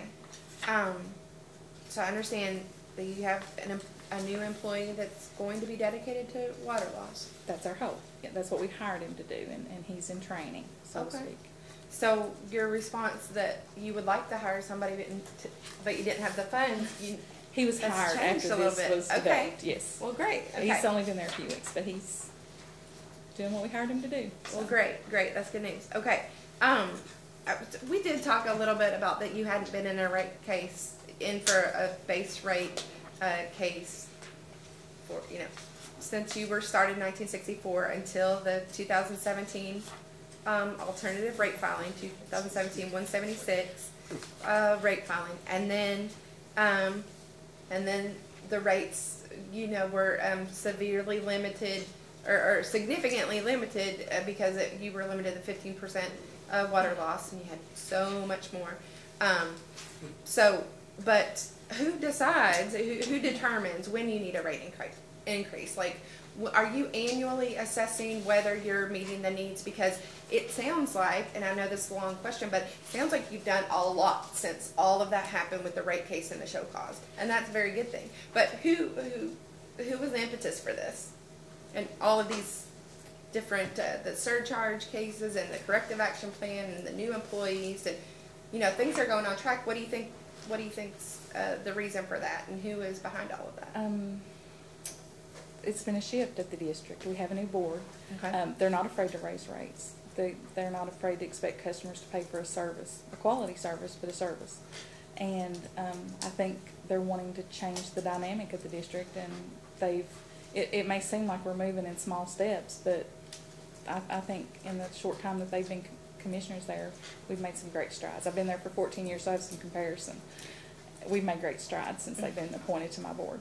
I think that keeping that momentum moving forward is key. We can't become complacent and back off. This is a long drawn out process to do this, and I think they're committed to that. So it's the board that's behind all of these steps, or is it you? Well, I wouldn't want to say that. Okay. It was solely me. I think we work well together. Okay. But I do have a desire to see the district succeed. I'm sorry. Halfway to my retirement, I would love to leave it better than I found it. And I think you have to have someone that's willing to take on that responsibility. Okay. Before the hearing for the rate case, were you aware of the magnitude of the problems of the district? Well, yeah. You can't pay the bills for the water district and not be aware of the magnitude. And because we were a split managed system and there was no accountability, there was no one, there was too much, that's his job, that's my job. If you had asked me 10 years ago, I'd said, yeah, it works fine. Looking back on it now, that's not the proper way to run a district.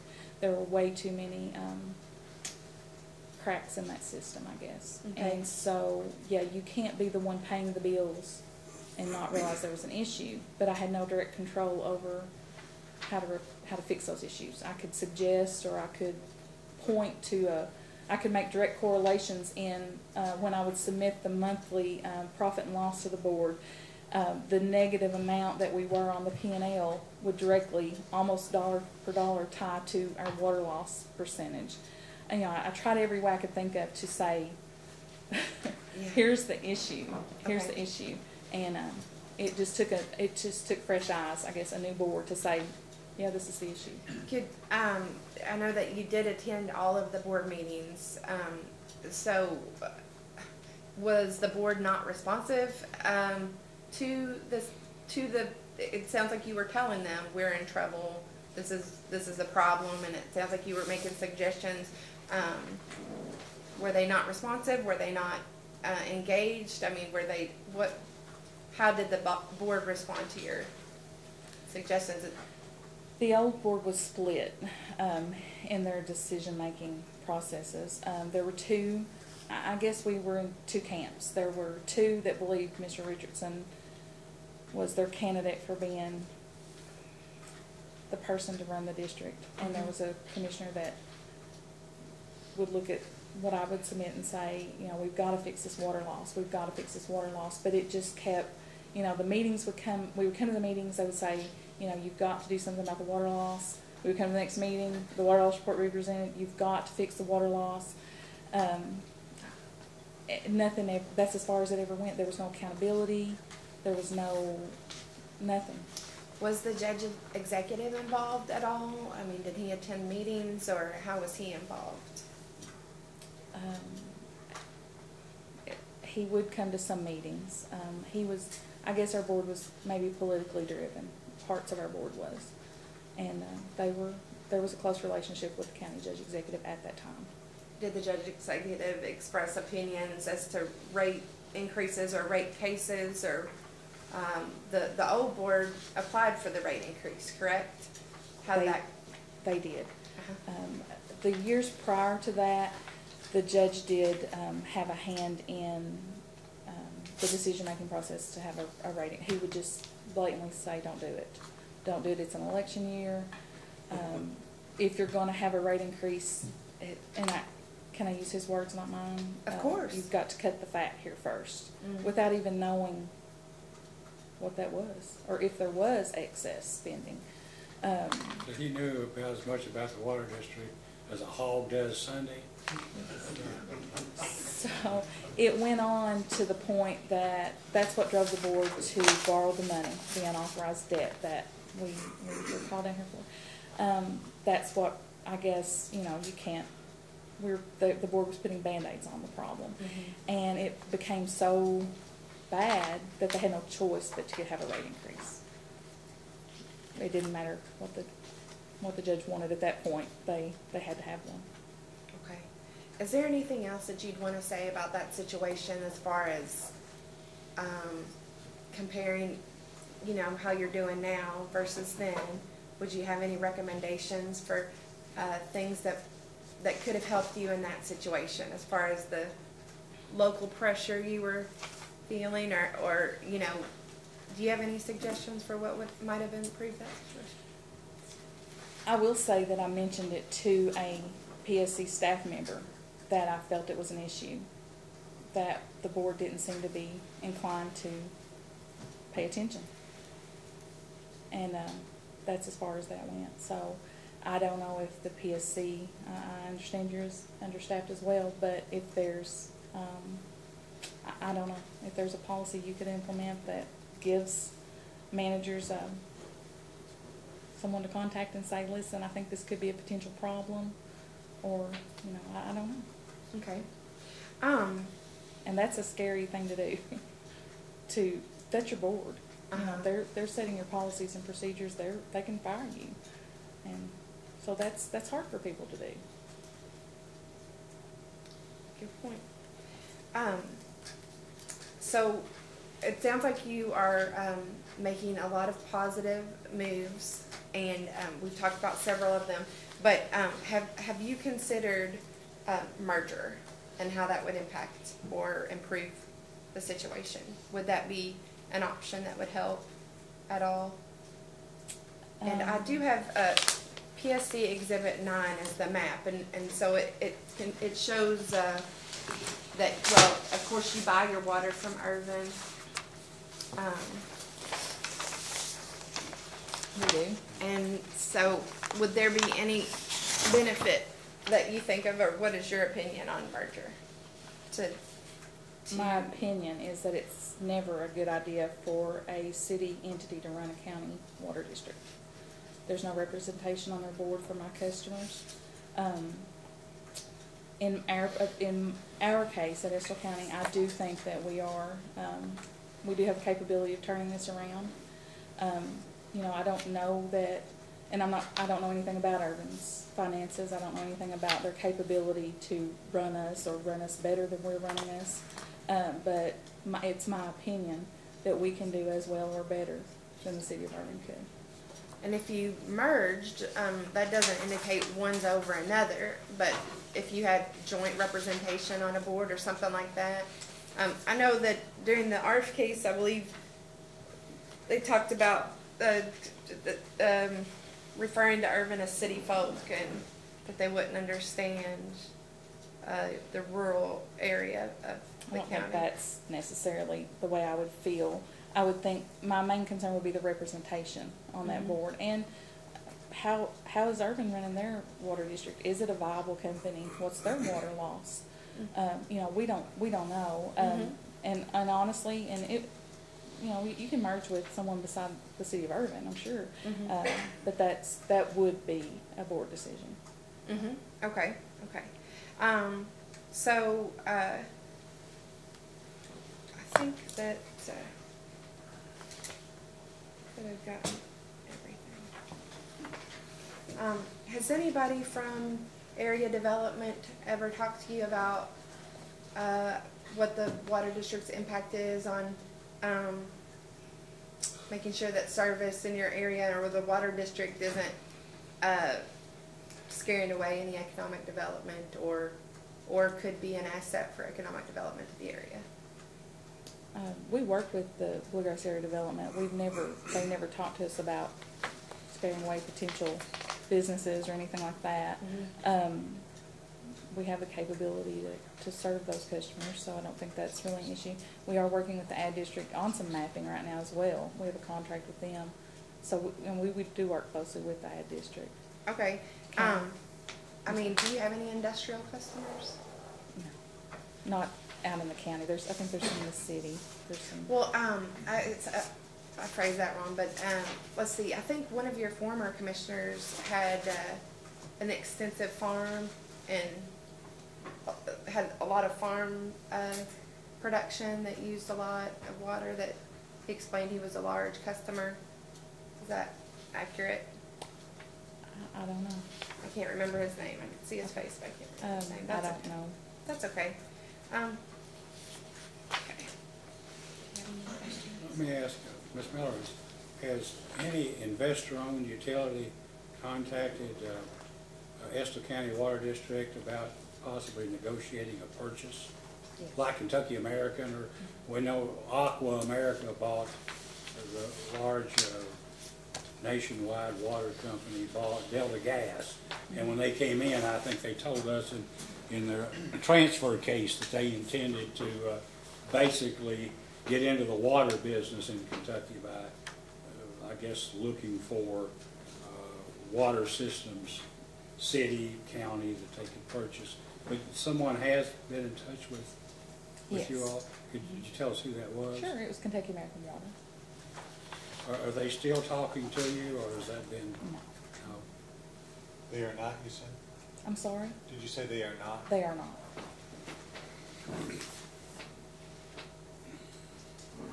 Okay. So one of your responses about the capital improvement plan, you said you had plans to do that.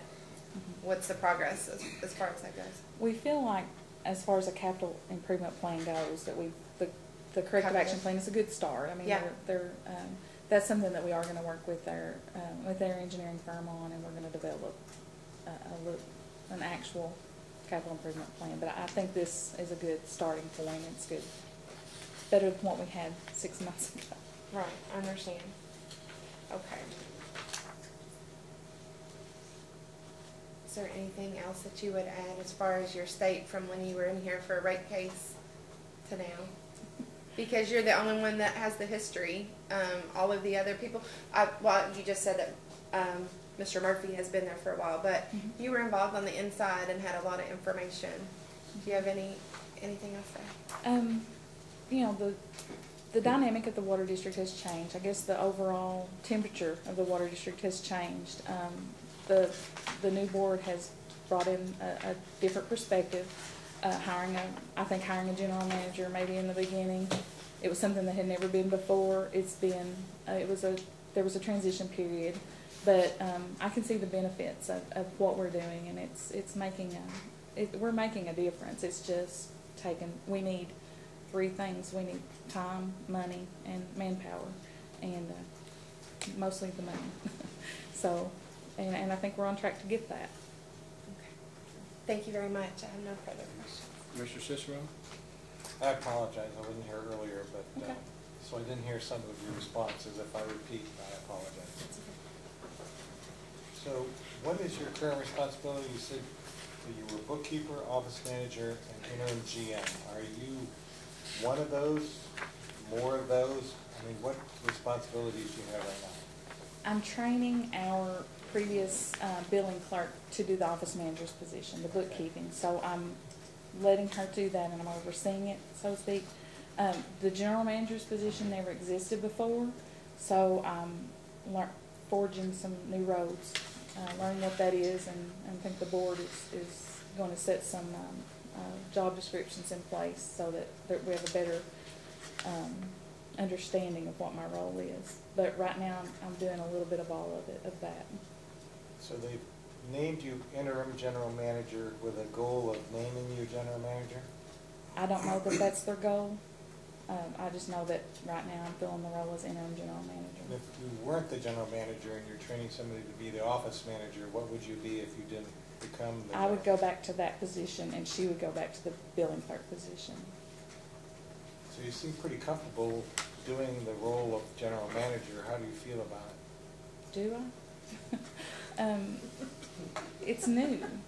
It's exciting. I have the potential to make the changes that we've needed for 14 years. It's a large undertaking, but. So I'd say that you know a lot more about the objective of the water district than a lot of people I've heard speak over the last couple of days. So I congratulate you on that. That's great. Thank you. I would say that there's a couple of things, like the theft policy, where you know that people are actually stealing water, but there's no official policy. And from what I can take out of this, there's no prosecution that's made, and even though you know they're stealing water, and I don't quite understand. I know you mentioned that's the way it's been for the 14 years you've been there, but all these new ideas you've come up with, I would think that would be an easy one for you to modify and put into writing. So I agree. I would suggest that you do that. I also agree with the chairman that it is the role of the general manager to develop a plan and present it to the board, and it's up to the board to look at the plan and make modifications if they think so, but it's up to the general manager to present options and for them to choose what they believe is the best option to go with. Did you prepare the responses to the questions asked by staff? These? Yes. I prepared them in conjunction with our attorney. I submitted the documentation he asked for, and we talked on the phone about my responses, or he talked to Mr. Murphy, and then he drafted it. Did you go over it with the board at all, or was it? I was just curious. I know Mr. Rucher is very familiar with the process, so I'm sure he was capable of helping you out. I only asked because some of the items believe it was the leak detection plan was submitted, but it's not being used. And it's kind of a response to a question in order to have a response, but it's not really a response. Did you follow that? Sure. Yeah. She can tell you how that worked out. She went over there, I guess. Okay.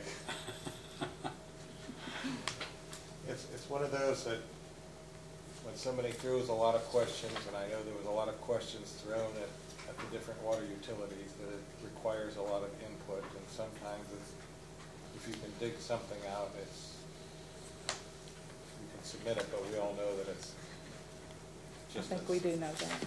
I'm suspecting there's a story we missed. There probably was. I don't have a lot else to add.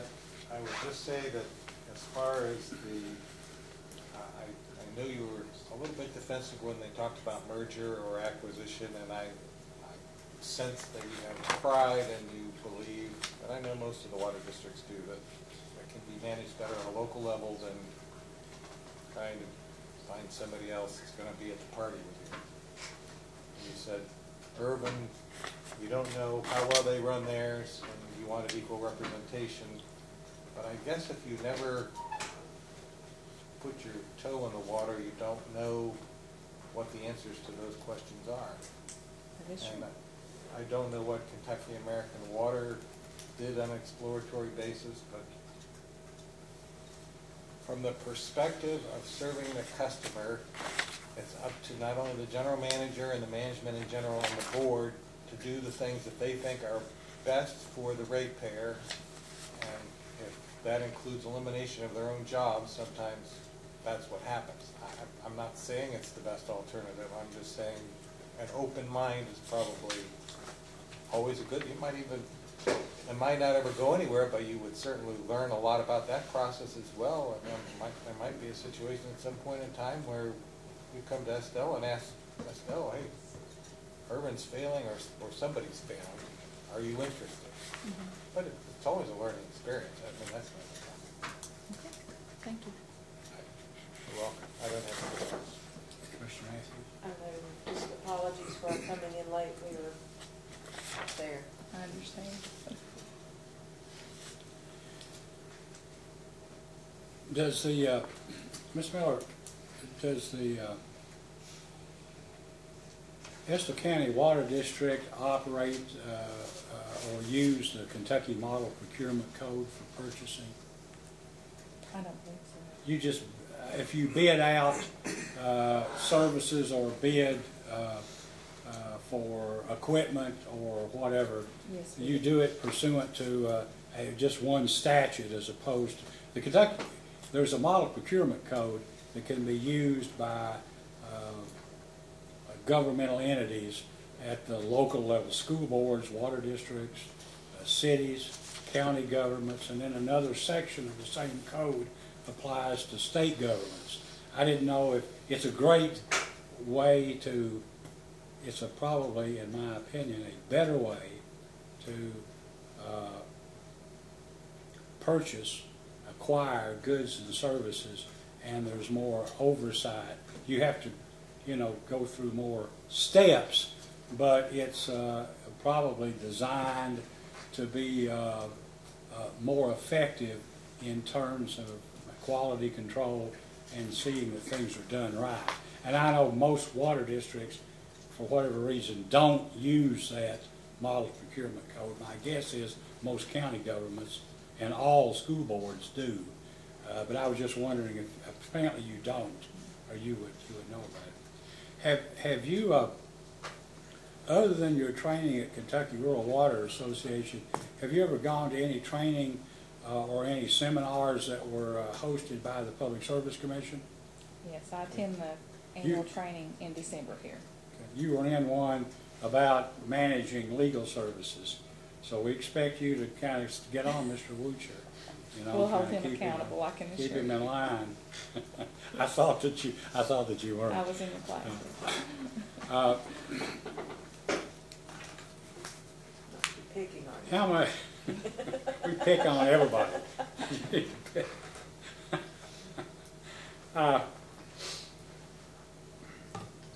How much formal education do you have, Ms. Miller? I have a high school diploma.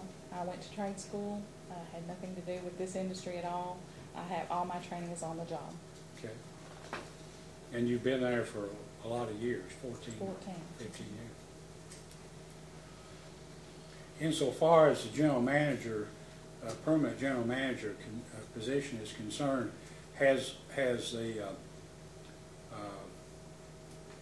have the commissioners advertised that position?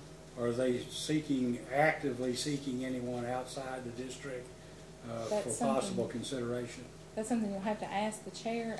I do know that they maybe spoke with Particular Water about, do they have some ideas of who would possibly want to move to Estill County and be a general manager of the water district. You haven't had a formal interview or anything with them yet? Because they know they probably don't need to interview you anyway. Right? I mean, you work with them on a regular basis. So. Yeah.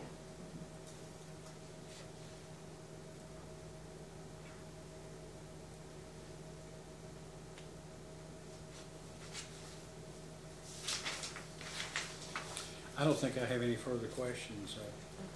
Oh, Mr. Chan, do you have one? I have one. Just, is the board adopted this one general manager model, or I guess my question is that also interim, or I mean, are they trying that on for size too, to see if that's the model they want to go with versus the two? I don't believe it's a model. I believe that's the way they'll operate. I don't think they want to go back to split managers again. Okay. And you probably may have covered that before I came in. Mr. Chandler? What do you think, Chairman? Good evening, Ms. Miller. Good evening. Estill County purchases all of its water, correct? We do. Does Estill County sell water? We used to sell water to Powell's Valley, but we no longer do that. We sell water back to urban municipal utilities at a location, but that's it. Okay. Are you aware that there's still an agreement with Powell's Valley for Estill County to sell water to it? I am, yes. And is it your understanding that there's no possibility that Powell County will call on Estill County to sell water, or they just haven't recently? They haven't recently. I don't believe it's something they ever intend on doing, but we have never met with them to, I guess, see about doing away with that contract. And do you know roughly what Estill County pays for its purchased water? Mm-hmm. And how much is that? From the city of Irvin, we pay, I think it's $3 and I think it's 3.254. About $3 a quarter, right? Yeah, per thousand. Do you know what Powell Valley can purchase water from Estill County for? No. Would you be surprised to find out that the public or the filed tariff is approximately $1.52 for every 1,000 gallons? No, I didn't know that. And would you agree that that's something that maybe the water district would need Definitely. to look at? Yes.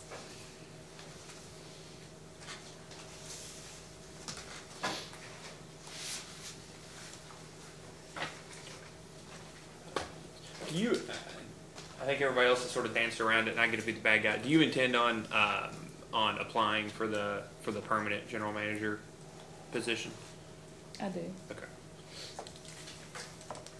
And as general manager, will there be a direct report, or will the general manager report only to the water district board? Excuse me.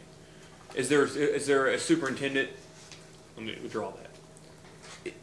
Is it your understanding that the water district board's anticipation is that the general manager will report directly to the board? That is my understanding. How long was Mr. Richardson with the water district? 12 years. And did he, to your knowledge, did he have the same position for those 12 years? Yes, he was hired as operational manager. He was hired in that position. Mm-hmm.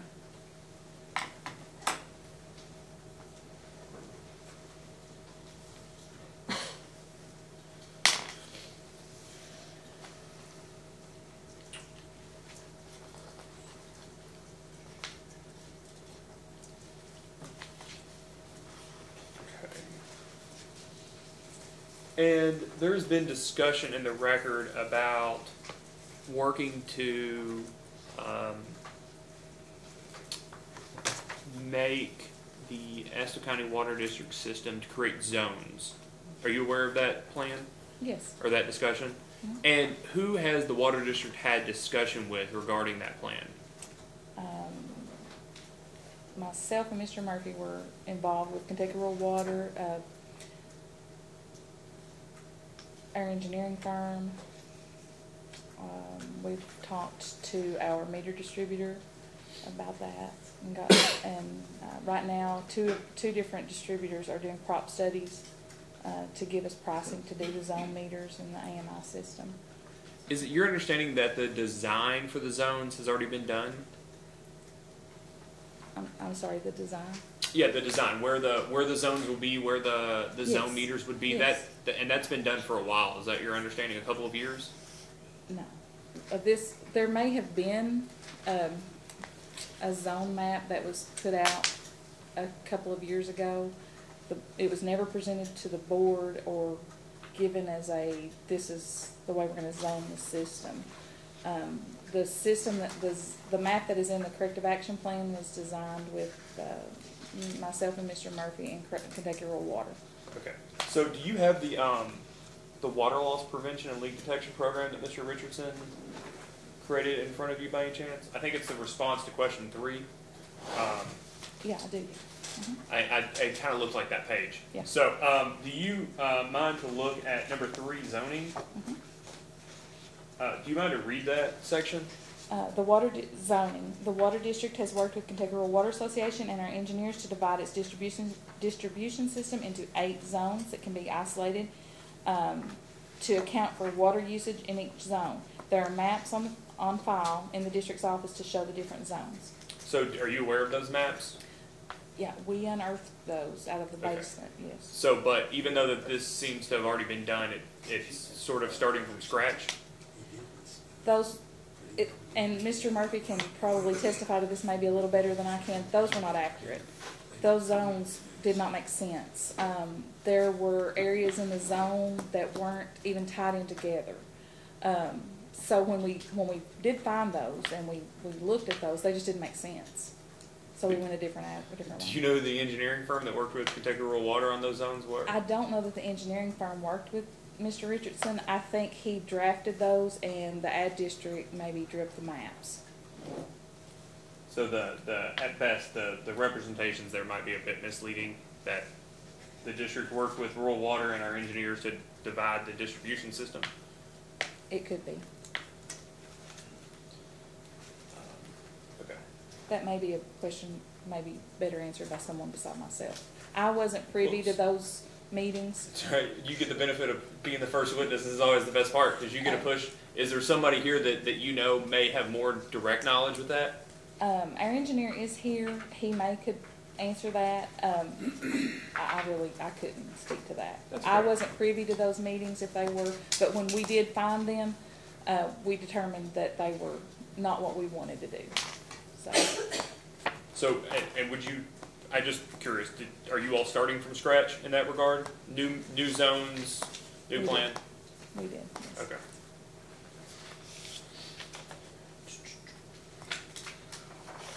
Just for ease, may I approach the chairman? All right. Do you have the PSC number 2 in front of you? Maybe. The utility inspection report that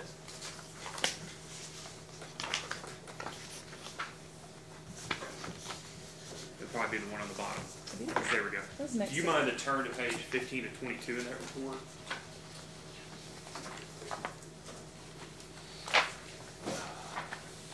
So I can make the representations on the front, but this report was done in July of 2016. Do you see number 79 that's on page 15? Yes. And do you see that number 79 says, does the utility have an outside agency perform its meter testing per KAR 5006, section 17, subsection 2? If yes, provide outside agency name. Do you see that question? I do. And what does the response say? The utility stated it contracts with C.I. Thornburg to test its meters. Was that true? No, let me withdraw the question. Is it your understanding, given that you were office manager at this time, are you aware of a contract with C.I. Thornburg to test the district's meters? I'm not aware of a contract. I am aware that if we had customer complaints, there were some issues at that time that our men didn't know if they were certified to test. We have a test bench. Our men wasn't sure if they were certified to test those meters. I think there were some issues maybe at that time. Jerry Rice, is that his name? With the BSC would, Brian. I'm sorry? Brian. Would train our men to test meters. They were unclear if they were actually had gone through that training and were certified to test at this time, and we were using C.I. Thornburg to test meters if there was a customer complaint. Okay, and so that's what I want to get to. So testing meters, the district at some point, since the meters were installed, we'll say before 2009, I think that's somewhere in the record. So before the meters were installed, since the meters were installed since 2009, there has been an opportunity to test the meters. Right? You have the equipment to test the meters, correct? Yes. But other than customers complaining about usage, the district chose not to test meters. The district chose not to? I don't know who makes the decision, but the district did not test meters. We'll say that management for the district did not test the meters. Well, I think with the chairman, you would agree, the chairman sort of alluded you're only as good as your management at a certain point, correct? I would agree, yes. Right. And it's no one expects the chairman of the board to be testing the meters for the district, correct? I wouldn't think so. And so, somewhere in the record it states that, would you agree that in the record it indicates that the company believes, the district believes it's more cost effective to replace the meters in total than it is to remove, test, and replace meters? Absolutely. It's more cost effective. And where is that analysis?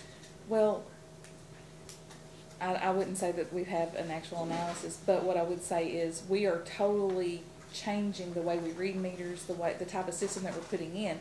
It's going to make the meters that we would test and replace obsolete because we're putting in a smart system or an AMI system.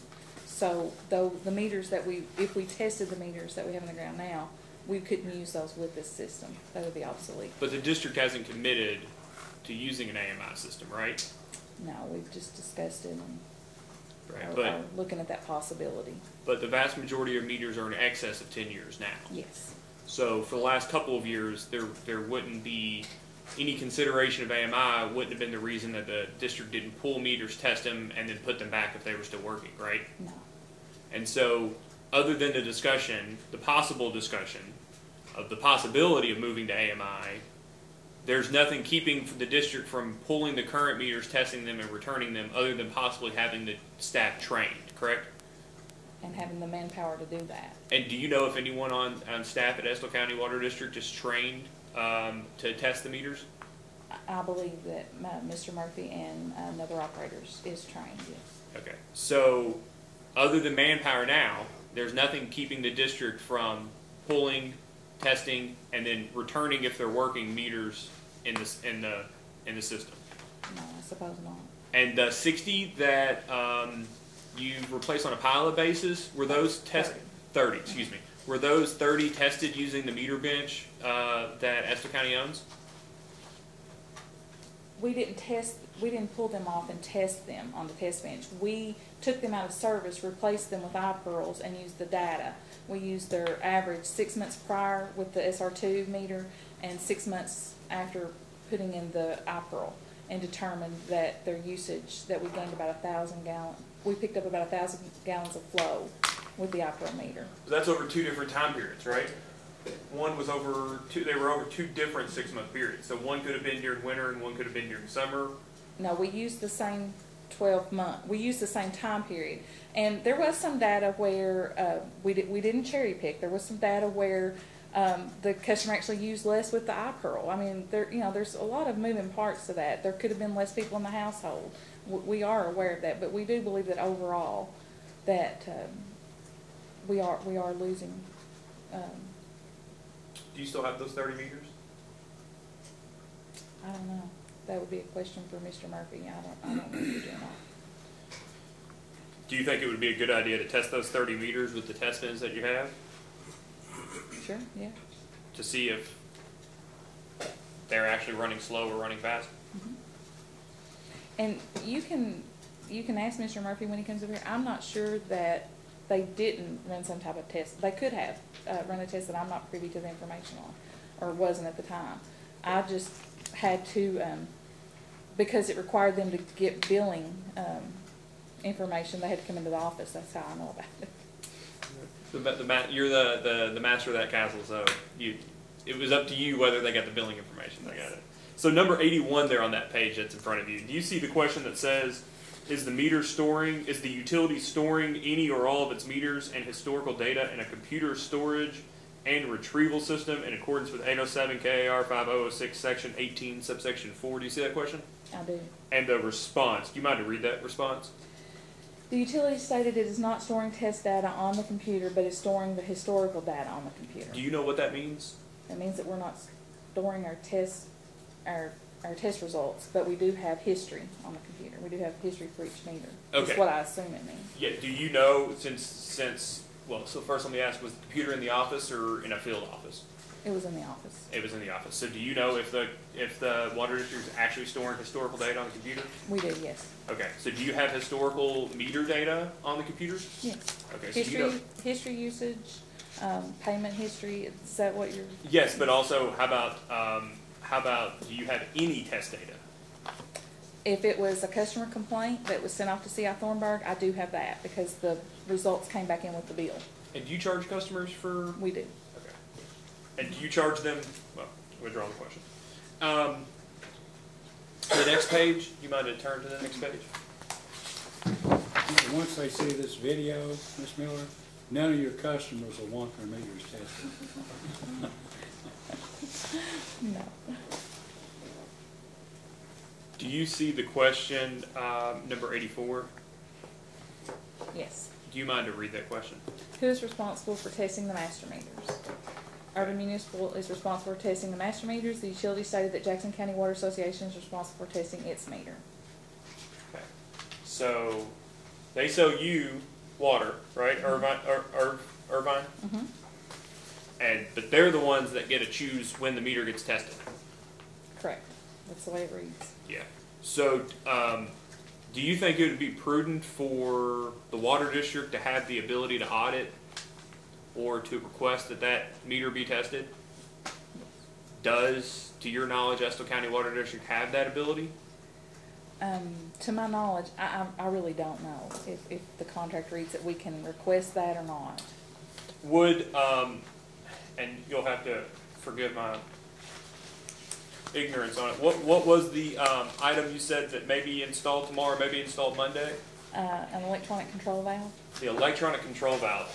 Would the electronic control valve, well, let me draw that. The electronic control valve would not render that issue moot, would it? No. And so if the meter that water's being sold to you is incorrect, either slow or fast, that still would be an issue even with the electronic control valve. It would. We have actually discussed discussed it with the board, and Mr. Murphy and I have discussed it with Kentucky Rural Water and our engineer about we refer to it as a redundant meter. It's something our men can install themselves. We put a vault on our side of the river and put a meter in to verify the reading on the urban master meter to see if there's any discrepancies. Do you know how? You said did you get a quote for that, or we have not. A rough estimate? Okay. But it may make more sense just to renegotiate the contract and ask for the opportunity to request the meter testing, even if you all paid for the meter testing, right? I think the meter on our side of the river was also twofold. It would also note, and this again, Mr. Murphy can testify to this better than I can, but it would also alert us if there was any leak in the Kentucky River, in the line under the river. Okay. So there was kind of a twofold reason for wanting to do that.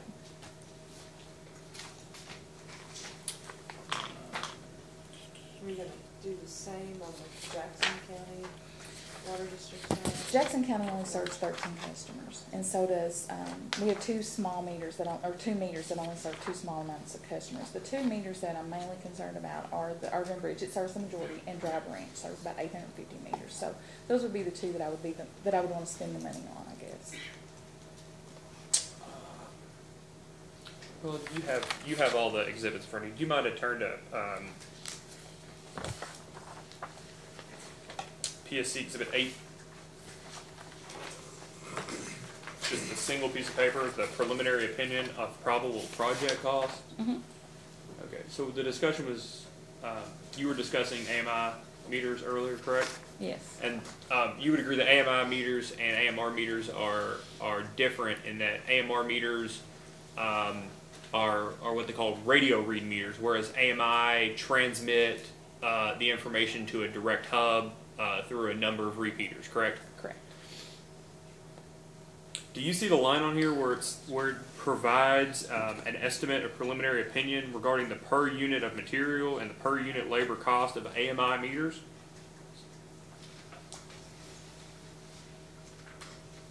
Yes. Do you see that $600 a meter? Yes.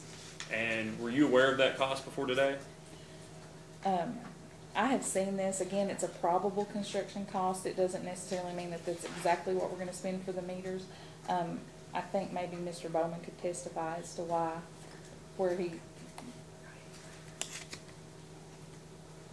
got that. Well, would you agree that at 3,730 customers, that's in excess of $2 million to replace all the meters? Mm-hmm. And you would agree that all the meters on the system apparently need replacement? We're not even sure that we can do all the meters. We are a lot of mountainous terrain in our area.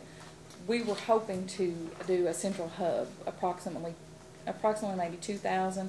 Again, we're having a prop study done to even see if it's viable to be able to do this. But the prop study is supposed to tell us how many repeaters we would have to have, how many meters we could read within that area. We haven't gotten that back yet to even know if this is viable. But it is what we're, I guess, spending our resources right now trying to determine if it is the best for the district. Do you have an independent entity that has no bias at all to whether or not you spend money determining whether these AMI meters are the most cost beneficial option? No. Well, so is the manufacturer of the meter helping you do this stuff? They are doing the prop study. And they have given presentations of their products. They've shown us, we already have the AMR meters in the system. They've shown us their AMRs that they currently have, and they've shown us the AMI system. We're just in the process of determining which is best suited for the district. And I'll ask any of the follow-up questions with the board on that. Thank Okay. you.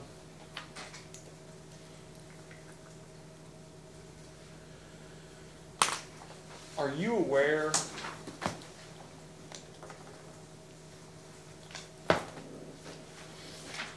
you've been doing your job, the interim manager job, for about 5.5, 6 months? Yeah. Approximately. Wow. Are you aware that the utility has to annually inspect pumping equipment, water storage facilities, electric power wiring, hydrants, mains, meters, meter settings, and valves on an annual basis? I am.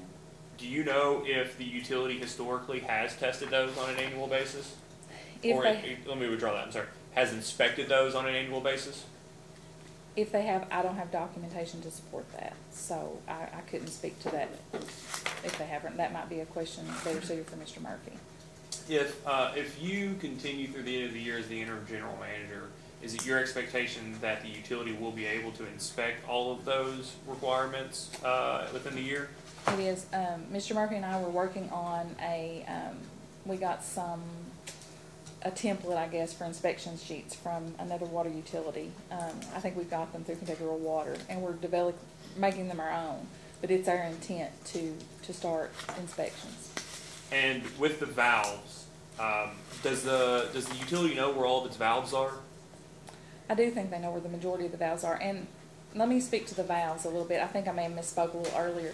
I do know that Kentucky River Water has come in and assisted us in doing some valve exercising. They've brought in their machine that exercises those. I know they've done that on several occasions.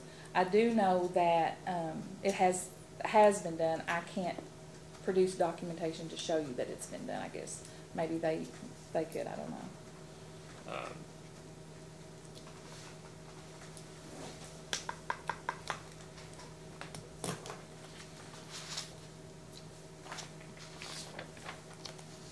Is it your strike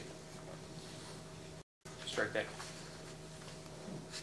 Have you had any discussions with the board as to whether or not, in terms of timing, they intend to move ahead on choosing meters before they have a full-time manager, or has that discussion occurred? That discussion really hasn't occurred. Well, so let me just ask it this way. Do you believe that choosing a certain type of meters is contingent on whether or not there's a new manager, or when they choose the new manager? No, I think it's a decision that can be made now. I couldn't find Estill County Water District's annual report on the Commission's website. Do you know what the process is in the annual report? Has it been submitted to the Public Service Commission? The annual report? Mm-hmm. Not the audit? It's been submitted. It has been submitted? Yes. And there's occasionally, there can be a lag between the time it's submitted and the time it's posted. I just wanted to make sure that the district has submitted I printed a copy of it off of the website, but I'll have to get back to you. Okay. Would you like a copy? I don't believe it is on the website as of yet. I believe the commission staff is doing its internal audit of the report to make sure everything's correct. I just wanted to furnish a copy. I just wanted to make sure that the district had filed it at this point in 2018. Yes. Or this point in 2019. Possibly I was able to print it off because I can log into the website and do that. Okay. I don't know.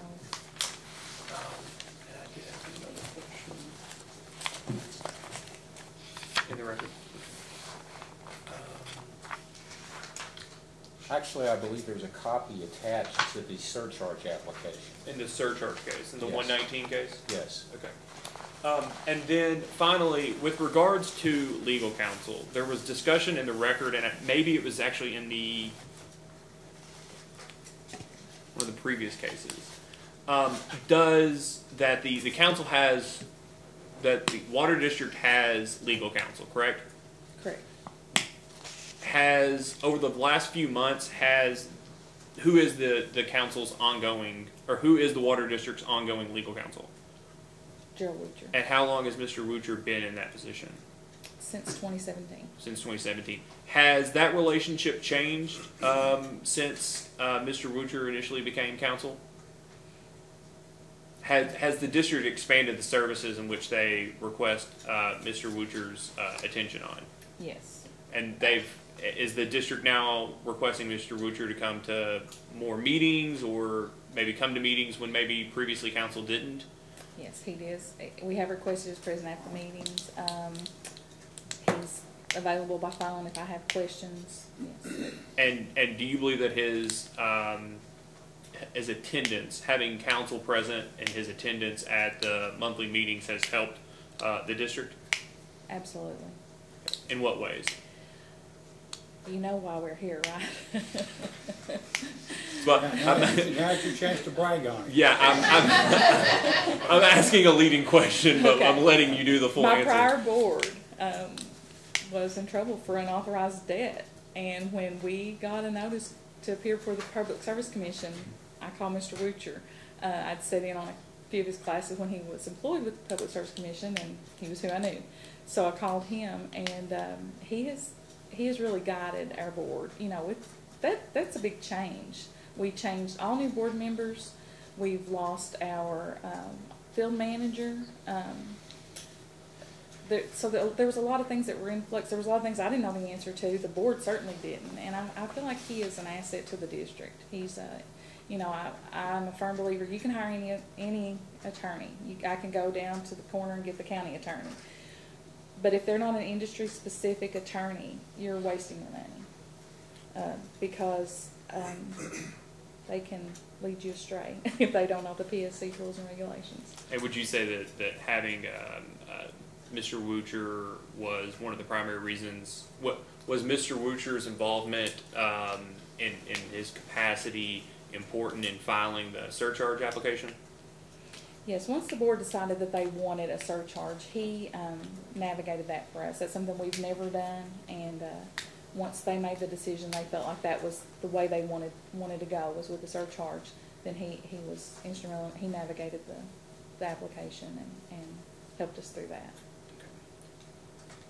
And finally, I just want to, is it your understanding that the surcharge application would bring in approximately $150,000 a year?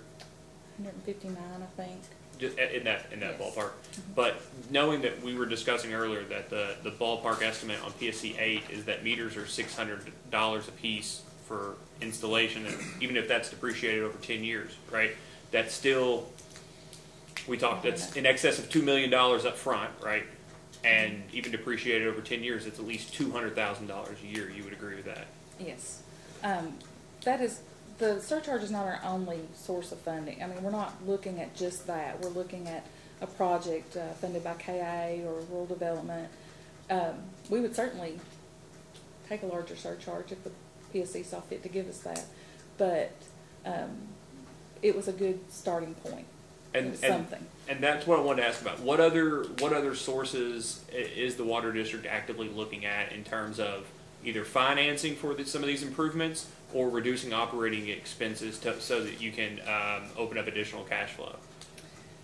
We have looked at, to fund the project, we have looked at Kentucky Infrastructure Authority. I think they have, well, I know they have invited us to accept an application or to submit an application for funding for this project that we've put together.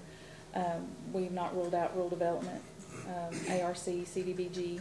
We're open to any funding sources. Does that answer your question? Yeah, but how does that work for the district? Is Bell Engineering your only intermediary to those funding sources, or is the district itself working towards receiving that funding? Bell has helped us with the KIA funding, but I have spoke with Donna Marlin on the phone. I've spoke with Karen Leverins. I've met with them extensively. Kentucky Rural Water has met with them on our behalf, so we're involved in the process as well, I think, if that's what you're asking. Okay. And in terms of operating efficiencies, other than the refinancing of the debt to save, I think what was approximately, it was a little under $100,000 a year, I think. I think the record indicates, well, let's get it straight. I don't want to testify. You're the first lawyer I've ever known that didn't want to testify. No, I just say that so that I don't get in trouble when I do. Do you mind to turn to PSC number 6, which is the periodic compliance inspection? It's PSC's Exhibit 6 that they provided today. I apologize. That's okay. And I believe it's on the 3rd page. It's technically page 16. Mm-hmm. And I know this isn't perfect, it's not a commission order, but do you see at the top that it says that the district expects to save approximately $80,000 a year with its refinancing, with the restructuring of its debt? Mm-hmm. So other than that, are there any other efficiencies or cost savings that the water district has found that frees up funding so that it can address its water loss issues? We actually haven't. We were understaffed in February when I came on as GM, as interim general manager. We were understaffed by, I believe, 4 employees in the field and half a part-time employee in the office. We had vehicles beyond disrepair. And I mean, those are just the major things that were prohibiting day-to-day operations that had to be fixed immediately. You can't find water leaks if you can't get a crewman out there, or if you don't have a crewman to go do it. So to say that there was excess that could be cut, I don't know that I would agree with that. I don't know that I mean, I think we looked at it, I certainly looked at it, but I don't know that there was necessarily any excess expenditures to be cut. Do you remember the question earlier in the record, early on in the case, that asked if the district had a capital improvement plan? and that, is it your understanding the response was in the negative, that it does not? Has the district since implemented a capital improvement plan? No, we have implemented or adopted the corrective action plan that we believe is the beginning of our capital improvement plan, that we're gonna use this to implement that, but we have not. And so would you agree that a capital improvement plan, a prudent one may also include things like vehicles and equipment and items like that? Yes. Is it your expectation that the district will create and implement a capital improvement plan? Yes, it is my expectation. I think that's all the questions I have for now, Chairman. Thank you. Thank you, Ms. Miller. Thank you. Mr. Woocher, any questions? Just a few, Your Honor. Just wanted to clarify a few points. Let's start back with the corrective action plan, just to confirm for the record. That plan, before it was submitted to the commission in response to the commission's order in 2018-276,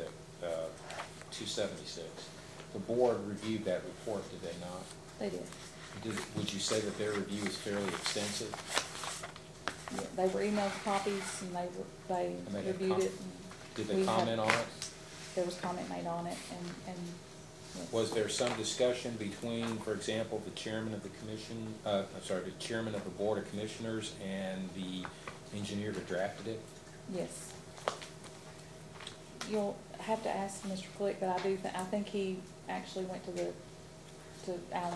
Mr. Bowman's office and they discussed it there. I wasn't privy to that meeting, but I think that happened. Okay, in terms of funding for meters, because you've got a lot of questions on that, you have a couple of different funding sources that the district is looking at, is that correct? That's correct.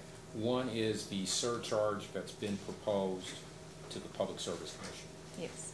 And that application now is pending before the commission. It is. Okay, and then you also have a project that the Kentucky Infrastructure Authority has invited the district to submit an application for. Is that correct? That is correct. And the total amount of that project as it's been proposed is about $1.3 million. Is that correct? That is correct, yes. And the KIA is proposing to fund at least half of that. Is that correct? That's correct. Now, and that loan that they're proposing to, or that it is proposing to provide to the district, does that have a loan forgiveness provision in it also? It does. It's 50% forgiveness. Okay.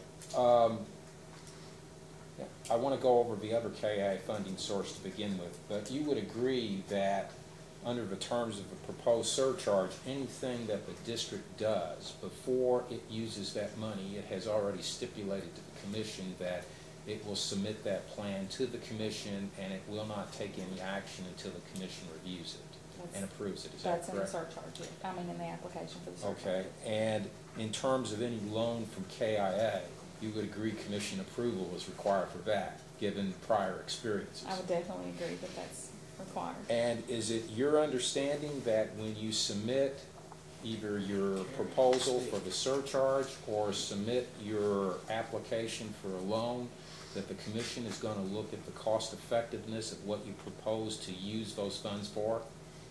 I would assume so, yes. So would it be correct to say that before the district makes its final decision, it's going to purchase and install meters, it's going to consider all the variable options and the cost effectiveness of each? Yes. Because it knows that the commission is going to be expecting it to justify the cost effectiveness of its proposed plan? Yes. Going back on the KIA, there was another KIA loan that the district's been invited to submit an application for, is that correct? Yes.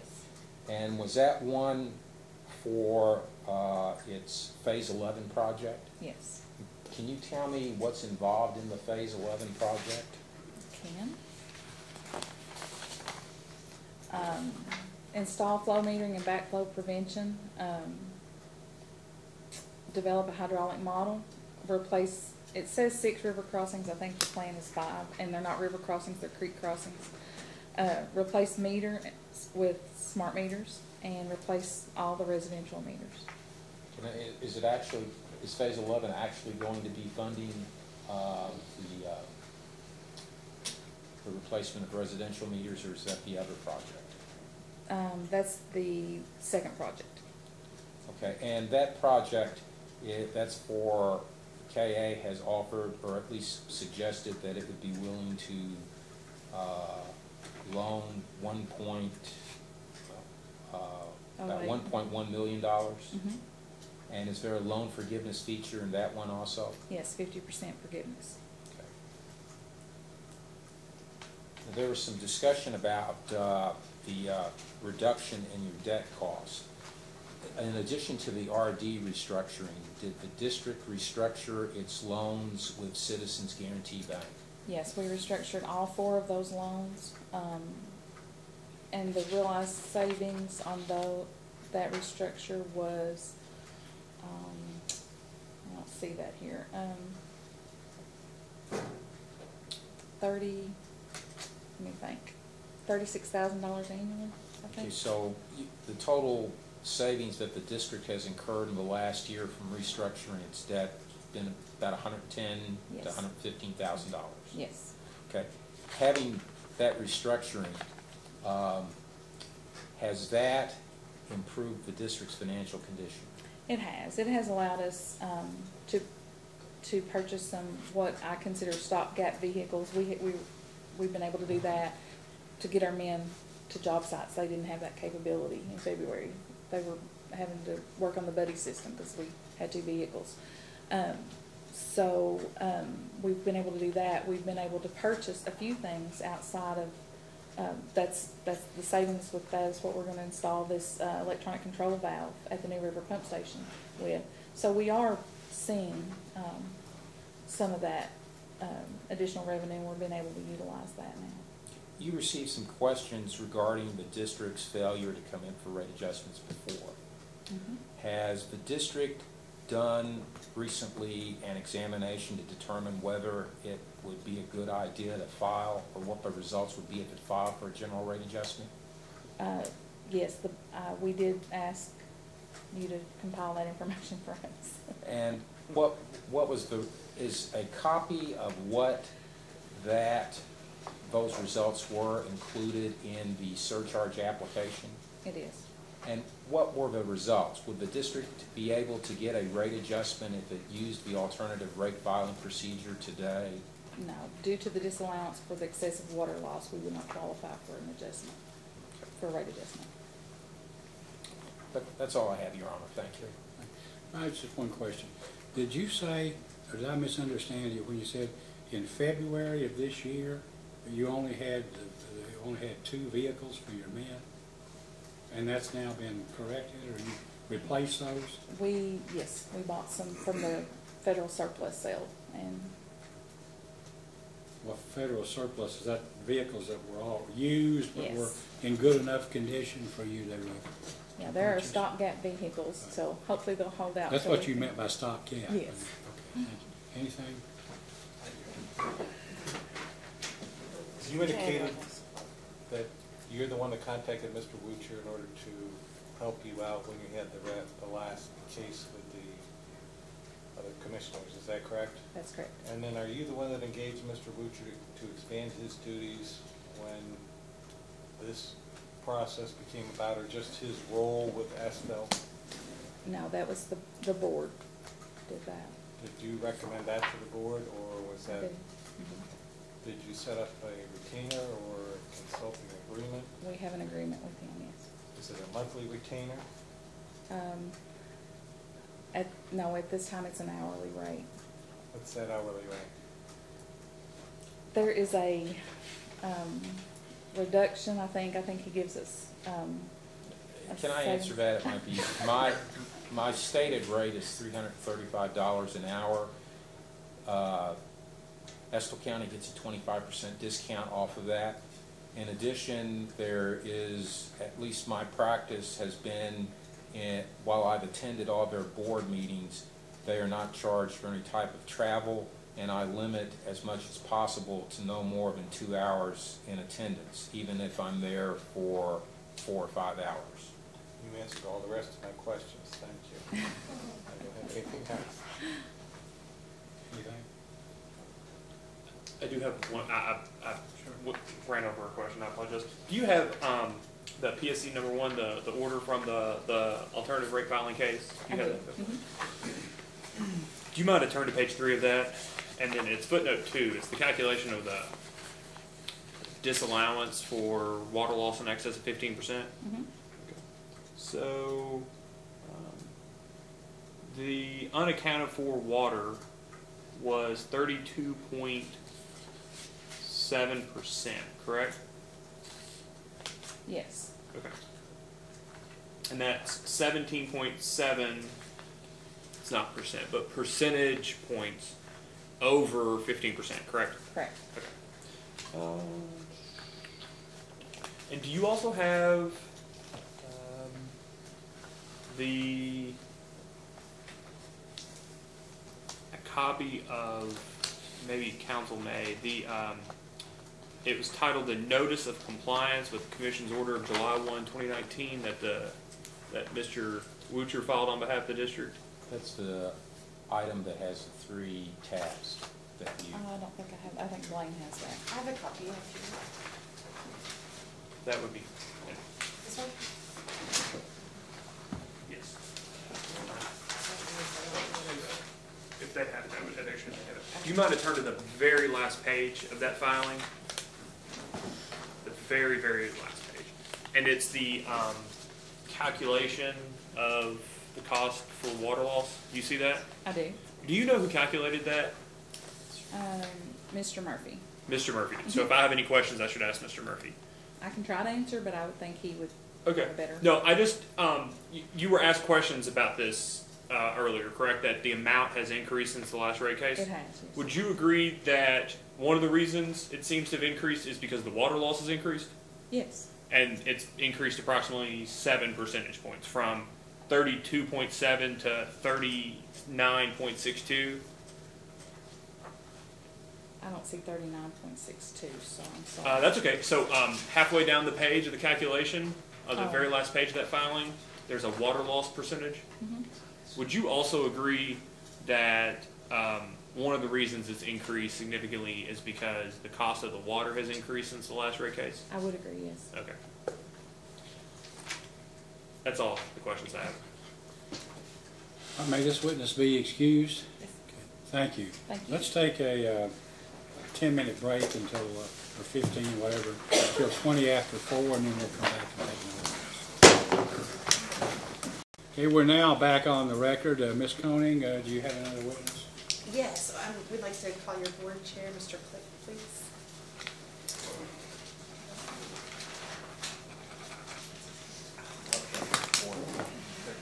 Jim Clinton is the board chair. Yes. Okay. Please raise your right hand. You solemnly swear or affirm under penalty of perjury that the testimony you're about to give will be the truth, the whole truth, and nothing but the truth. I do. Please be seated. Good afternoon, Commissioner Clay. Good afternoon. Would you please state your name and business address? My name is Daniel Blaine Click, and I work, do I need to state the water districts? I work for several different people. Oh, well, just your business address as related to the water district. I had to write this down. It is in Cedar Grove in Irving, Kentucky. I'm the board chair. Okay, of the and Water how long have you been on the Board of Commissioners for Estill County Water District? April of 2018. Okay. And what's your current position with the board? Board chair. Okay, and have you always held that position? Yes. Okay. Since what it's occurred the first meeting. Okay. Have you had an opportunity to review all the documents that the district has filed in this case, at least the responses to the commission's information requests? Yes. And my only other question to you, could you very briefly describe your educational background and how you ended up becoming a commissioner on the Water District's board? I'm not exactly sure how I ended up on the board, but I was a civil engineer with the Transportation Cabinet for 10 years, and then moved over to education. I taught math and physics for several years, and then was a high school principal for the last 12 years that I worked for the school system. I retired in late 2015 and I've done different things. I currently work for Stantec Consulting out of Lexington in utility relocation and coordination. And I write for the newspaper, I do radio, I coach, and a few other things I can't remember, those two things. Most of my career was spent in education, but I do have a civil engineering degree from University of Kentucky. And I'll leave it at that. Turn the witness over to staff. Okay. Hi, Mr. Click. Sorry. How are you today? I'm good. Surviving the hearing so far? Yeah. Okay. So when did you become board chair? What was the date? It was in April of 18, I believe. Okay. And were you aware of the problems that Estill County Water District had prior to you becoming board chair? Some of the problems, but not to the extent which I learned after I got on the board. But I was aware there were problems, yes. Okay. Do you live in Estill County? Yes. Okay. So you're a customer of the water district? Yes. Okay. And you said you're employed by several different places, or you have? Well, I just have, when I retire, I'm supposed to be retired. Okay. But I work part-time for a few different places, yes. Okay. Do you need me to state those? Or? Well, yes, please. Well, I work some as an editor for, or a sports editor for the newspaper. I do some radio broadcasting. I am an assistant basketball coach. It's funny how many different things I've been into. And then I primarily work for Stantec Consulting out of Lexington.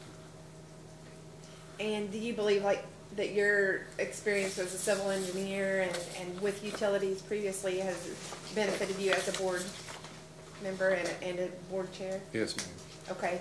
And I've noticed as well in your response or the district's response to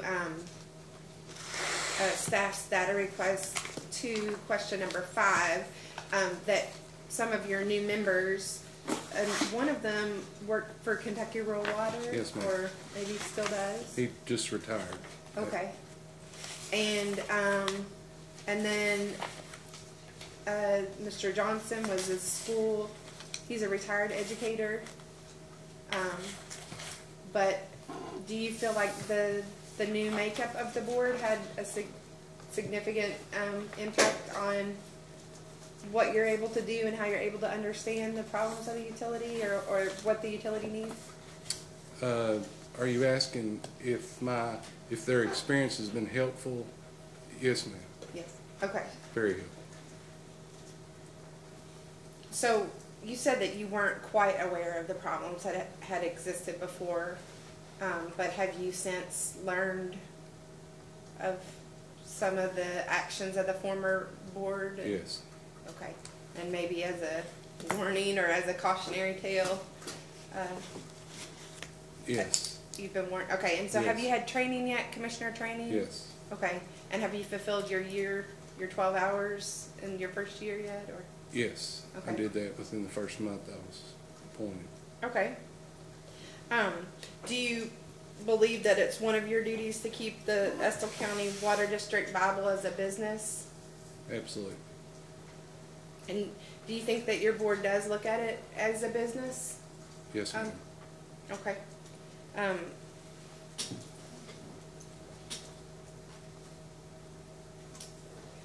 What is your relationship like with the interim general manager, Ms. Miller? What is my relationship with her? The board's relationship. How does the board interact with the general manager? Are you asking, are we amicable or? Right. Does she attends the meetings, or does she give you reports of the meetings? Does she give you daily reports, or how do you all communicate? We are in constant contact. Of course, she attends the meetings. We collaborate on the agenda for the meeting. She will typically set an agenda, send it to us to review and add anything that we would like to the agenda before the meeting, well before the meeting. Okay. Do you have any other specific questions? I guess I'm wondering how much you rely on Ms. Miller. I mean, is she your only point of communication from what's going on in the district, or do you go to the water district? Do you ever? Yes, we think it's very important to be around the district as much as possible. So we do know the employees, do talk to them on occasion. We are at the office some, not as much as we'd like actually, but we can reduce some of the things I'm doing to be there more. Okay. Are you, do you feel like Ms. Miller felt like the general manager should work the daily part of the water district and that the board would oversee? Do you agree with that? Absolutely. Okay. And so whose responsibility is it to plan for, to correct the water loss issues? Ms. Miller. Okay. And collaboration with the other staff there. Okay.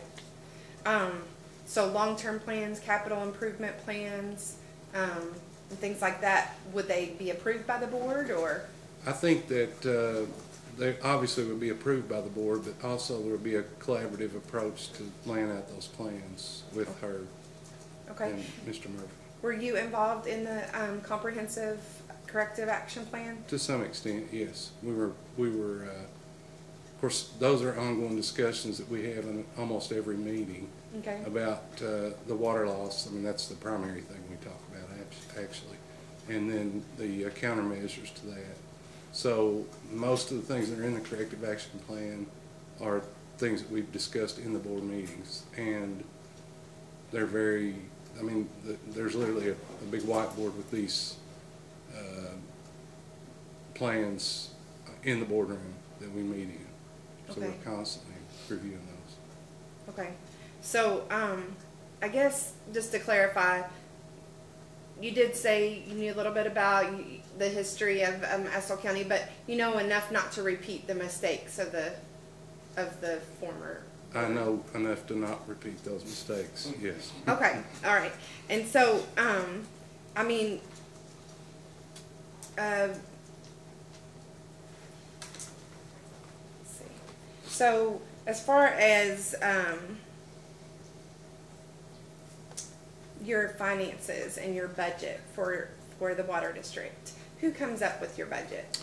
Well, Ms. Miller, in collaboration with the accountant and with the board, generate that budget. She will, I mean, as far as specifically, she'll probably present to us the first draft and then allow us to offer input if you're asking specifically how that process would work. Yes, thank you.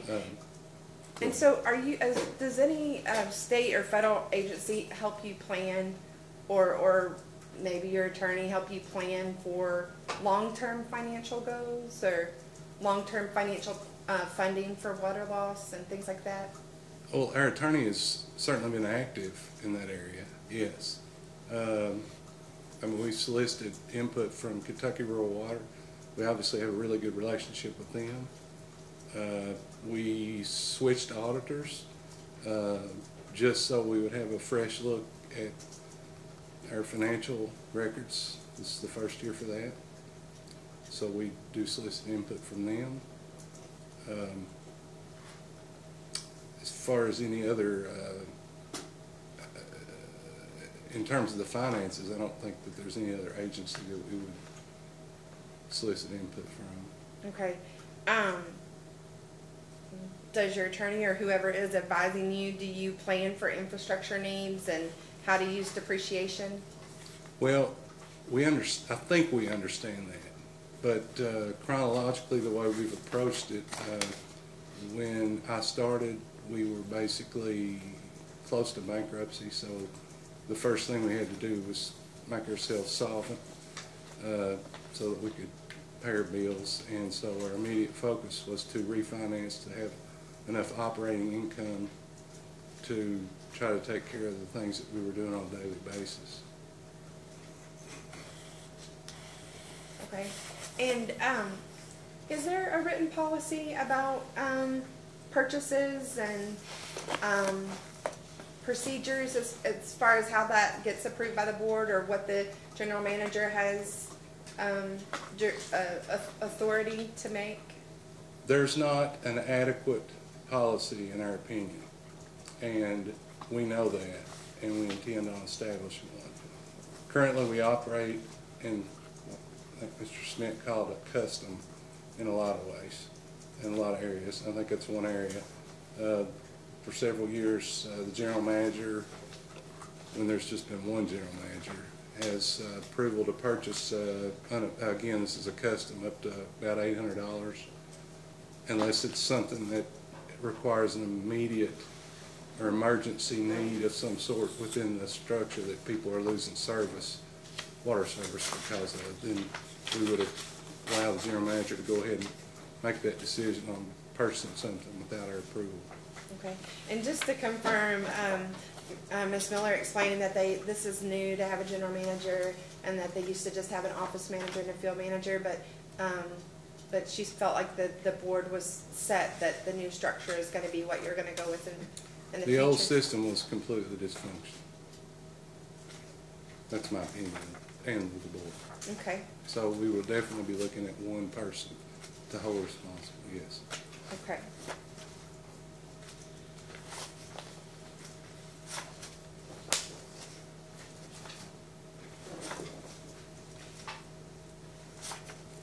Do you have anything that you'd like to add as far as what you plan to do as far as the board chair for water loss and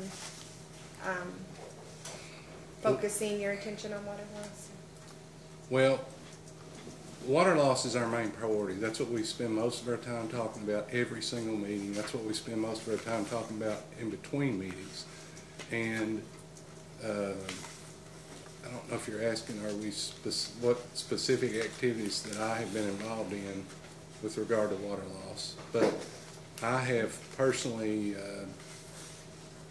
interviewed a couple of engineering firms. I actually think one of those is not an engineering consultant, it's just a general contractor that specializes in water loss, under the assumption that there would be a contract generated that's performance-based, that particular contractor would be paid based on how much water they found. Mm-hmm. I initiated that on my own, just as inquiry. It was informal, and of course presented that to Ms. Miller. But I myself had a couple of contacts because of my background, so I made those calls myself, even though it's really would be her job. We feel like she's capable of doing that. Okay. And you have filed let's see, April 2018, so you've been a part of these cases, the surcharge case and the debt restructuring case, so you've made a lot of attempts to try to put good policy in place and try to create funding for the water loss efforts. Is that correct? Yes, and we are very aware that we have some policies that we need to address. Okay. I don't have anything further. Thank you. Mr. Cicero? I was curious, how often does the board meet? Well, officially once a month, but we've had a lot of special meetings in addition to that. So there's multiple meetings a month right now. Yes. You go through the standard invoice report, approvals, signing checks or authorizing signing checks. Yes, yes. Who's authorized to sign checks? Is it the treasurer? Actually, all three of the board members Are authorized. It require two signatures or one? Two. If you go with this new structure and you add a general manager, does that mean you're going to add a body to the office just by default because your structure is going to come to a point now? I'm not sure I can answer that question yet. I have some thoughts that would just be opinions. Obviously, we've been really understaffed in the field, and it depends on how we go with the general manager position as to what the fallout or the vacancies would be from there. So it would be our intention right now to add at least one more field person to the staff that we have. As far as adding to the office, would probably be something we haven't come to a decision about. We've come a long way from the last time we had Estill water in here, so that's a good thing. That was meant as a good thing. If Thank it you. can come across that way, I apologize, but it's much better, and your interim general manager seems to know what she's talking about, so Yes, sir. I don't have I anything else. agree. Mr. Matthews? Is that one person in addition to the new person that's been hired to look at leaks? Yes. When I started, we had one field boss, terrible choice of words, 3 field employees, so it was 4 field workers. And I, early on, actually tried to make several phone calls. Actually, in my work with Stantec, I work with a lot of water companies and utility relocation, so during the process of my normal day, I'm in constant contact with not only the water companies or the utilities, but also their engineers. So I've asked a lot of questions about staffing, made a lot of notes, and it was determined that we thought we were 2 people short in the field when I first started. Of course, since then we've lost 2 field people. And we've hired 2 field people. Well, actually now 3. Yes. So you still think you're one short? Yes, ma'am. I don't have anything else. Just some clarification on that answer. Mr. Click, for the record, I've seen in the, I guess, response to data request, something about the background of the other 2 board members. Yes. Other 2 commissioners. Would you please, for the record, tell us about, is it Mr. Stickney? About Yes. his background? I don't have that in front of me, I don't think. I can tell you what I know. But just, that's head. fine, Okay. because we got the rest of it in the record, but I'd like to hear you. Well, Mr. Stickney was a longtime employee of Kentucky Rural Water. I think he was in the environmental section, but he spent a lot of time in water districts throughout the state for the last several years. If I hear a sigh back there, I may have said something wrong. That experience that he's had with the rural water has been very valuable in the district. Also has provided us maybe an extra inroad to a really good relationship with rural water, which we find is a great resource. There's some other things that he's brought to the table. He's very active, civic-minded in the community. I think I saw somewhere maybe he has a degree in geology. Geology. Is he a geologist? What about Mr. Johnson? Mr. Johnson and I used to work together in the school system when I was high school principal. He was director of pupil personnel for a long time. He knows every inch of the county and most every student, and probably between right. that. Oh yeah, and he's appropriately named the truant officer named Skip Johnson. Ironic. I hope that doesn't say what it implies right, about him, you know. He likes to bring that up. As a former school principal, just a couple of comments I guess I'd have. As an old school board lawyer, you were involved in budgeting and things because when you were allocated funds for the school, you led the site-based council in basically distributing and seeing how many funds were spent, correct? Correct. And in the same thing in terms of personnel management. The school principal is the hardest job in the school system. Would you agree with that? That's what they tell me. Yes, sir. Sometimes, you know, the problem, at least my perception with water districts, is sometimes the commissioners don't understand or realize, and maybe sometimes don't care, what their actual responsibilities are toward running the organization. Like when you were school principal, your job, you were the CEO of the school and you were responsible for the high school, correct? That's correct. And as a water district commissioner, especially as chairman, the commissioners have a fiduciary duty, just like Mr. Woocher does to you all. just like your doctor would have, you have to the water district to make sure it functions properly as a business organization. And that doesn't mean you want to price gouge people, but you can't run on nothing, you know. You can't run your automobile on a gallon of rub alcohol. And that's what puts water districts into harm's way and into, you know, the verge of insolvency. And it doesn't help the ratepayers, the customers. They pay more in the end for bad management than they do if it, you know, if you just go along. And I think your group ought to know that. And we have high hopes for your success and want to do what we can to help you be successful.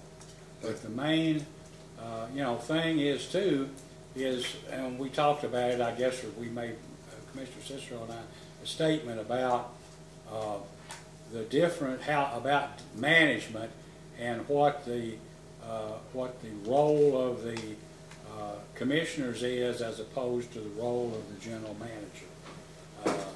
You know, you're to this district like the school board is to the superintendent. Wade made that same yeah. equation several times, yes.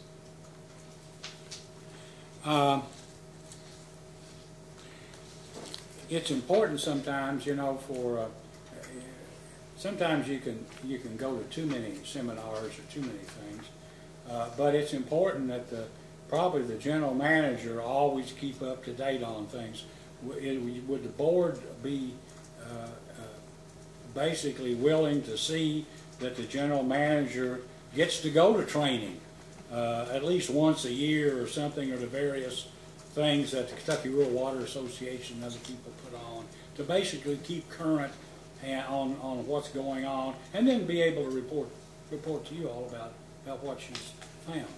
Yes, sir. Well, obviously, two educators. Professional development. Professional development is a big part of that, and we would be highly in favor of that. You know, and obviously there's a cost involved with that, but that would be a priority with us. Yes. I don't have anything else. Once again, I appreciate your coming, and especially bringing all your other people, even though, you know, we don't need them, because quite honestly, Ms. Miller provided a lot more information than sometimes we usually get from the general manager. So, thank you, Mr. Chandler. Hello, Chairman. I don't want to let anybody down. Good evening. I think there was a discussion earlier with Commissioner Matthews about losing field employees recently. Yes. Remember that? Yes. So, do you have you, how many of the field employees have you lost since you've arrived? Two. Do you know the reason why they left? Well, let me that withdraw would be that question. speculation. Did they leave or were they fired? No, they left. Okay. Do you know why they left? I think it would be speculation. I do know that, and Ms. Miller, I think, went on the record to say that the board had agreed that the prior system was dysfunctional in terms of how we had it set up with basically co-managers. So we had officially made it known that we were restructuring and going with one general manager. It would be pure speculation if that would be the reason that Mr. Richardson chose to leave, but it was near the same time period, but it would be, again, it's speculation. And so Mr. Richardson was one of those two that left, one of the two field employees? Yes. Okay. Do you know who was the other field employee that? Do you want his name? Yeah, just curious. Earl Embry was his name. And was he an operator or?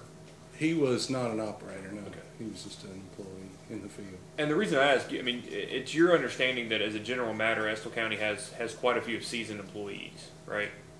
I guess that would be a matter of opinion. We've got two that are really seasoned in the field, three that are really seasoned in the office, and then we've got really three that are unseasoned in the field now. Well, let me do a little testifying. That's much more seasoned than we see that I see at a lot of other water districts. So I'm assuming based on what is there an expectation that going forward, if the board does see any significant amount of turnover, that that policies or procedures may need to be put in place to determine why employees are leaving, or some sort of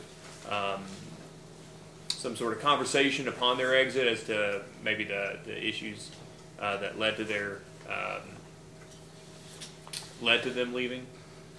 As far as, I don't know about policies that would be in place, I think that having those conversations are vital. I think, I took, again, Ms. Miller is assigned to run the district, and she's assigned to hire.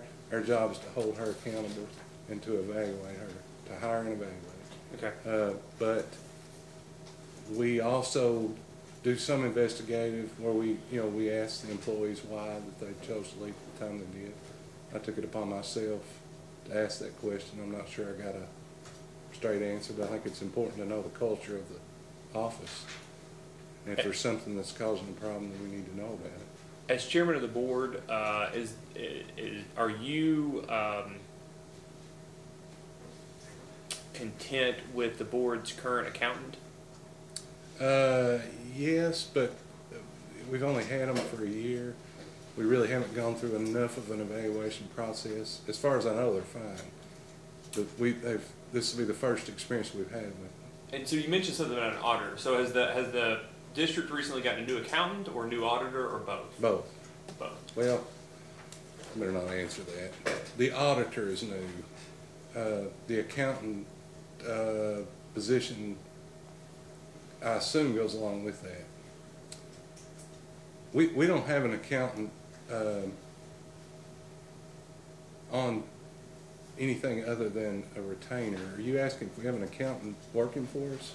Well, no, I'm asking, well, you mentioned earlier an accountant, and then separately you mentioned an auditor, and so I was curious if you have an outside accountant that after maybe the office manager does the books, if they're sent outside to be reconciled, or if it's just a year-end audit, or you go outside to get a CPA to help do taxes, or to do an audit, or to compile the annual report. To my knowledge, we have an auditor, and that auditor has accountants in the firm that we have consultation with. Was my understanding of the agreement. But the person that quote unquote does the books, that's an internal function. That does the audit. Payroll. Payroll is internal. Payroll is internal. Okay. And determining depreciation schedules. Is that an internal That's up function? to the accountant and/or auditor, and we've had a lot of discussion about the depreciation schedules. What have those discussions been? Well, it's been advised that we should be depreciating over 62.5 years, and the former auditor / accountant, I'm not sure if I'm putting those two together, and you seem That's okay. to not maybe think that should be, maybe some of the districts are using separate auditor and accountant, but that we were using. They don't use them very well, I can tell you. Okay. Well, the advice that, or the former auditor / accountant had set up a schedule. I believe it was on 40 years. I'm just guessing. And that's for mains or distribution pipes? All. All. And do you know Sure. do you know if the utility is depreciating meters? I don't know what's included in that depreciation schedule for sure. I should probably, but I don't. I mean, it's the entire system. Anything that has depreciation is a part of the infrastructure.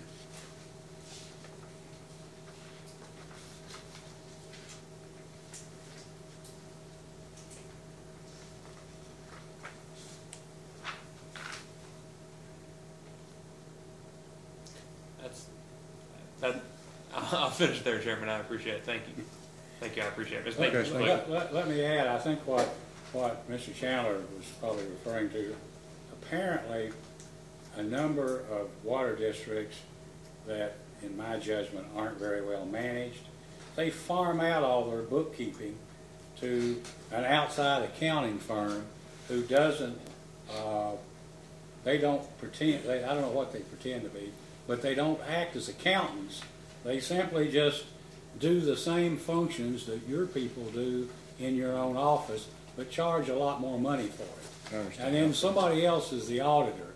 But I understand what your organization does is you use an auditor just like the school district would use an accounting firm as an auditing firm. Yes. Who is your auditor? I wrote this down. They're out of London. I'm sorry, I should know them. I even wrote it down last night to remind myself because I don't, and she can answer. Robert Adner with Christian Surgeon out of London. We reviewed them, evaluated them, I just can't remember the name. Sometimes, and I know it's a lot of times school districts do this, they get comfortable with an auditor and keep the same one, but the Department of Education always recommends that about every 3 years you rotate, so somebody new might pick up a problem that somebody else is used to. Nothing wrong with the one you leave, but it's just not, get a fresh look.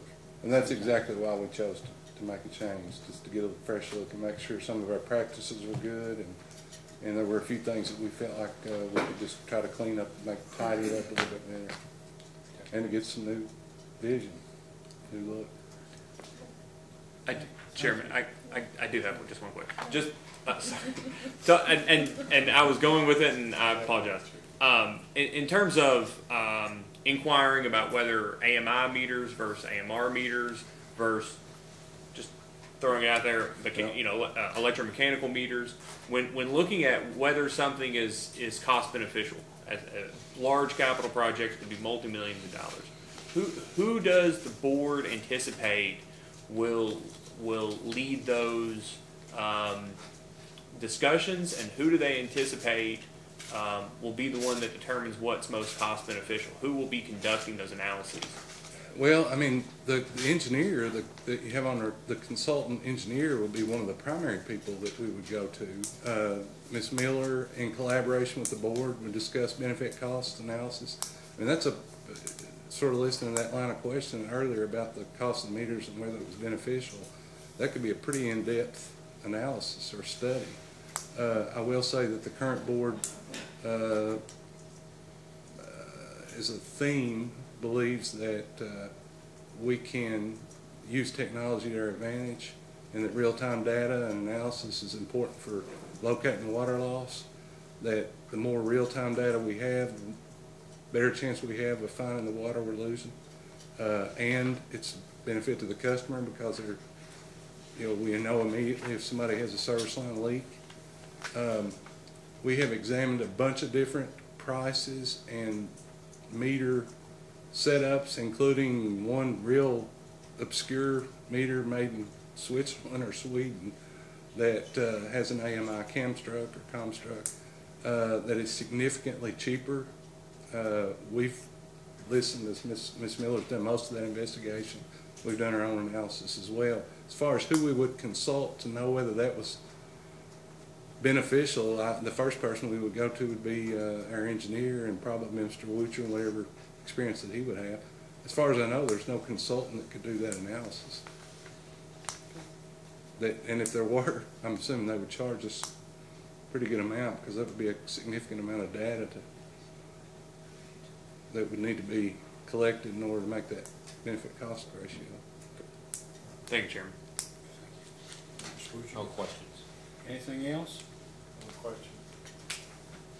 I asked Ms. Miller about mergers or sale or any type of process like that was considered, and I know she was a little defensive about that and then seemed to like the idea. And I'm wondering if the board has had any consideration given to that prospect, or... We have both formally and informally discussed that, obviously, and I maybe equate the water district too much to schools, but there was obviously a time period where school mergers were, and I see a lot of similarities. Maybe I shouldn't, but duplication of services is a waste of money, and we're aware of that. And I do think that Ms. Miller's answer I 100% agree with, in terms of we don't know the condition. If Irvin was the first utility that we approached with a merger, we don't know their condition in terms of water loss. Our informal conversations have mostly been with Irvin. We have discussed them. And we have discussed possible terms, all informally. those discussions actually have been, they go way back, even in the 90s maybe. It wasn't a new topic for those two utilities to merge. In our opinion, I don't want to say pride takes over, you know, we don't know that we've been on there long enough to show whether we're capable of running the district.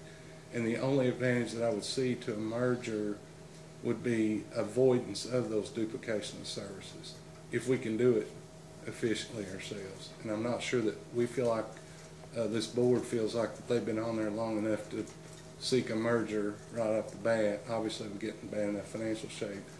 The other aspect of that was, if we approach a utility to merge and we had to have some leverage, and if we felt like that we were way in debt and had no leverage, then we had no protection of our customers or our employees, which are our two priorities in that order. So the short answer is, we're not necessarily opposed to it, but it is something that would have to be evaluated more thoroughly. Yes. Done quite a bit of research on some of the conglomerations, North Shelby, some of those, Wood Creek Water, that they've put more than one county water district, not a municipality, together. Looked at that. As far as a sale, were you there when Kentucky American Water was? I did not speak with Kentucky American Water. Ms. Miller made us aware that they had contacted her, and we agreed that we should listen to whatever they had to say. Since they had made that contact, which I don't remember exactly the time frame, it's not been that long, it's been this year. You know, we've had a lot of other stuff we're trying to get cleaned up. I don't want to say we got to get cleaned up to take a bath, but we felt like we needed to shape some things up before we entered into that conversation. But we're not opposed to it. I was going to say, the only thing the commission, I think, is interested in is that everybody keeps an open mind. Not that it's necessarily the best thing, just that it's not discarded out of hand. Well, yes, sir, we have an open mind to that. We obviously, the biggest hindrance is our loyalty to the employees who would lose their retirement benefits in that case. Anything else? Thank you. Commissioner Matthews. Sometimes in school systems, when there's a principal that leaves mid-year or something, or a new school, they'll hire an interim principal, and part of the deal with that person may be that, well, this is a person who's not going to apply for the full-time position. That's not the case with Ms. Miller? I think I can speak on behalf of the board to answer that question without it just being my opinion. No, we consider Ms. Miller a very viable candidate for that position, yes. Because sometimes those are the cases where you have an interim, and the deal with the interim is you're not looking for this full-time. That's correct, and particularly with superintendents, that's been the case. They don't want it to be somebody that's a candidate. We kind of got off guard. Mr. Richardson resigned the day he left. So no 2 weeks notice. No, ma'am. So he signed out and left. So we did have to make some abrupt decisions. Okay.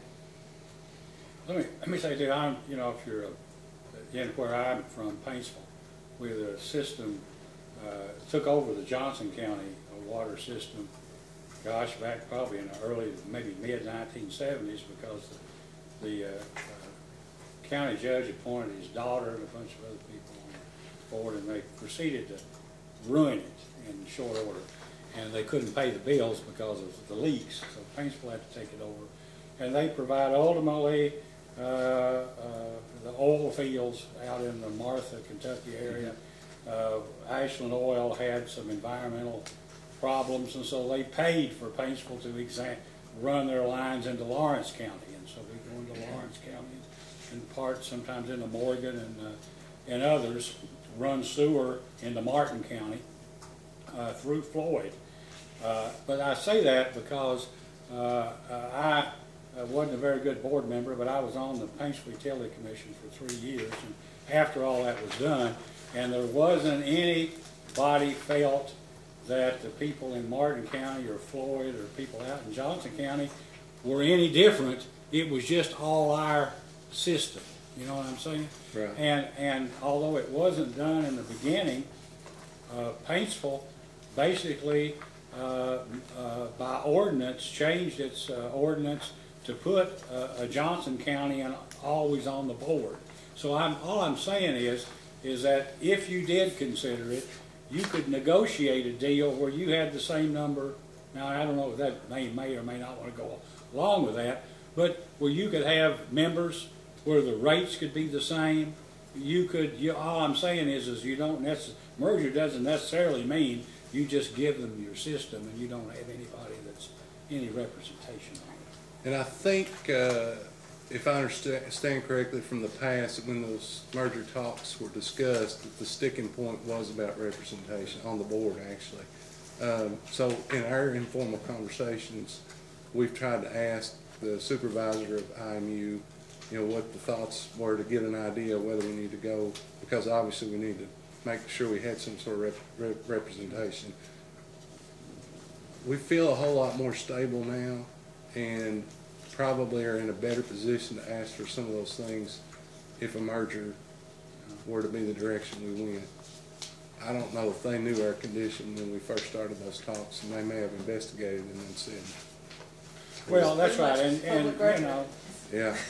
I think That's everybody feels like that, probably because of the declining population or increased costs, there are fewer customers to spread higher costs over. So there is an economy of scale, and paying management, buying things at a lower cost. But it's just like schools. If a small school district can survive and be run well, people ought to have what they want, as long as they can provide a good service and pay for it. Yes. Now, you'd agree with that, right? Yes. And when you can't, then it comes time to maybe do something else. Yes. So we wish you luck. Thank you. Anything? No further questions. All right, if there's nothing else, may this witness be excused? Yes. Okay. All right, if there's nothing more, you've got something. We would like to call Mr. Murphy for just a few follow-up questions. Okay, all right.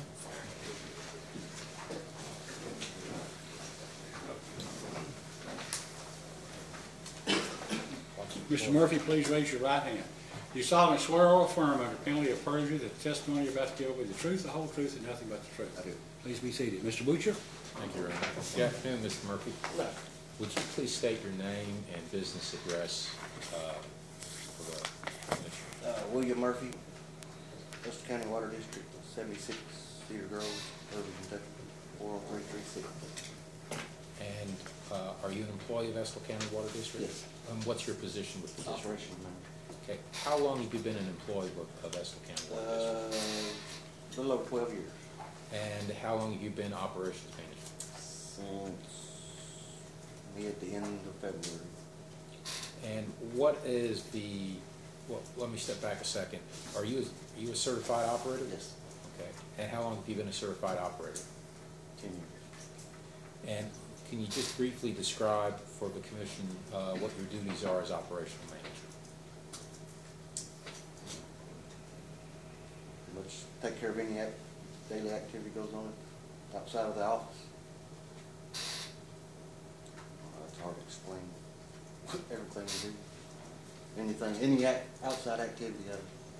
Okay, so you're responsible for operating the distribution system? Yes. And I take it anything dealing with meters, you're ultimately responsible for that? Yes. Same thing in terms of handling any outside equipment or any customer complaints related to the operation of the system? That's all the questions I have here. I'll tend to the witness examination. Ms. Coney? Thank you. Just have a couple questions. Just to clarify, there's been some testimony about meter testing. And can you, does Estill County test their meters? No. There's no testing. Okay. That's what the Department of Inspections had. So you're just replacing meters. Okay. Do you have a meter testing bench? Is it certified? I'm not sure if it's up to date right now, but it has been. Okay. So, but you're not using it to test, and that's not Just occasional take it on herself to Okay, check it. and I think Ms. Miller clarified that it's not really testing, it was just comparing Yeah, right. the new ones. Okay, okay. So I think that's clarified. Okay. And then question DR1 8. It says there's no preventative maintenance program. Do you have a schedule or a maintenance schedule? No, not at this time. Would you agree that that would be important Oh, yes, to the district? Okay. Was that anything that you operated under with Mr. Richardson? as far as I know, we've never had anything. Okay. Was his fractured relationship with the board, is that anything that's going to impact you going forward in this position? Okay. You have a good relationship with all the people at the district? Okay. Okay. So my last question is about, do you fill out the water loss reports? Okay. Can you explain the process and include the timing of when you read the meters, about when you get your water loss information and when you calculate your water loss? Well, I get it after we start reading meters around the 10th. Takes us 3.5 days, and then that's all with the computer read. Then we have to go out and manually read a few that the computer misses or miss. Then that usually gets put all in the computer around the 16th or 17th or something. Then I get a printout of all that, and then we get the all our readings from our master meter, like their purchase points, to get the usage on those. So it's all within a couple of days variances every month. So it's just separated by a couple of days? Yeah, pretty close to that. Okay. Do you think that affects your water loss calculations at all? It might vary a little bit through the month, but for the yearly total, I'm going to catch up at the end of the year anyway. Is there a standard procedure for that, or does Kentucky Rural Water Association I've never seen of. have an opinion on that? Okay. Just whatever best suits. I'm sorry. Just whatever best suits the districts, I guess. Okay. And then the water loss prevention and leak detection program, it was filed in response to DR1 question 3, and I'm not sure if you're familiar with that. If you're not, you can look it up, but you're familiar? Okay, so is that followed? I didn't know it existed until a month before it was here. Okay, and so where did you find that? It was in a filing cabinet. Okay, and that was found with the maps that you said that, or Ms. Miller testified that you all dug out maps that Mr. Richardson had? It was in a different spot. But it was part of that effort to, okay. It talked about in some of your responses to this case, in DR 19, it's talked about establishing master meter zones. And in that detection plan, it talks about master monitor meters or something similar. But have any master meter zones been established? The zones have been established. Okay, the zones are there, but there's no zone meters. Right. Okay, okay. Okay, thank you. I have no further questions. I appreciate it. No questions for me? None for me. The zones are shown on a map. Right. I mean, that they exist because they exist only on this map that you found sometime a month or so before this hearing. Not the map part, but we just come up with the new zones a month ago or something. Oh, you then, okay, all right. You and Miss Miller and the engineer or somebody worked on the zones.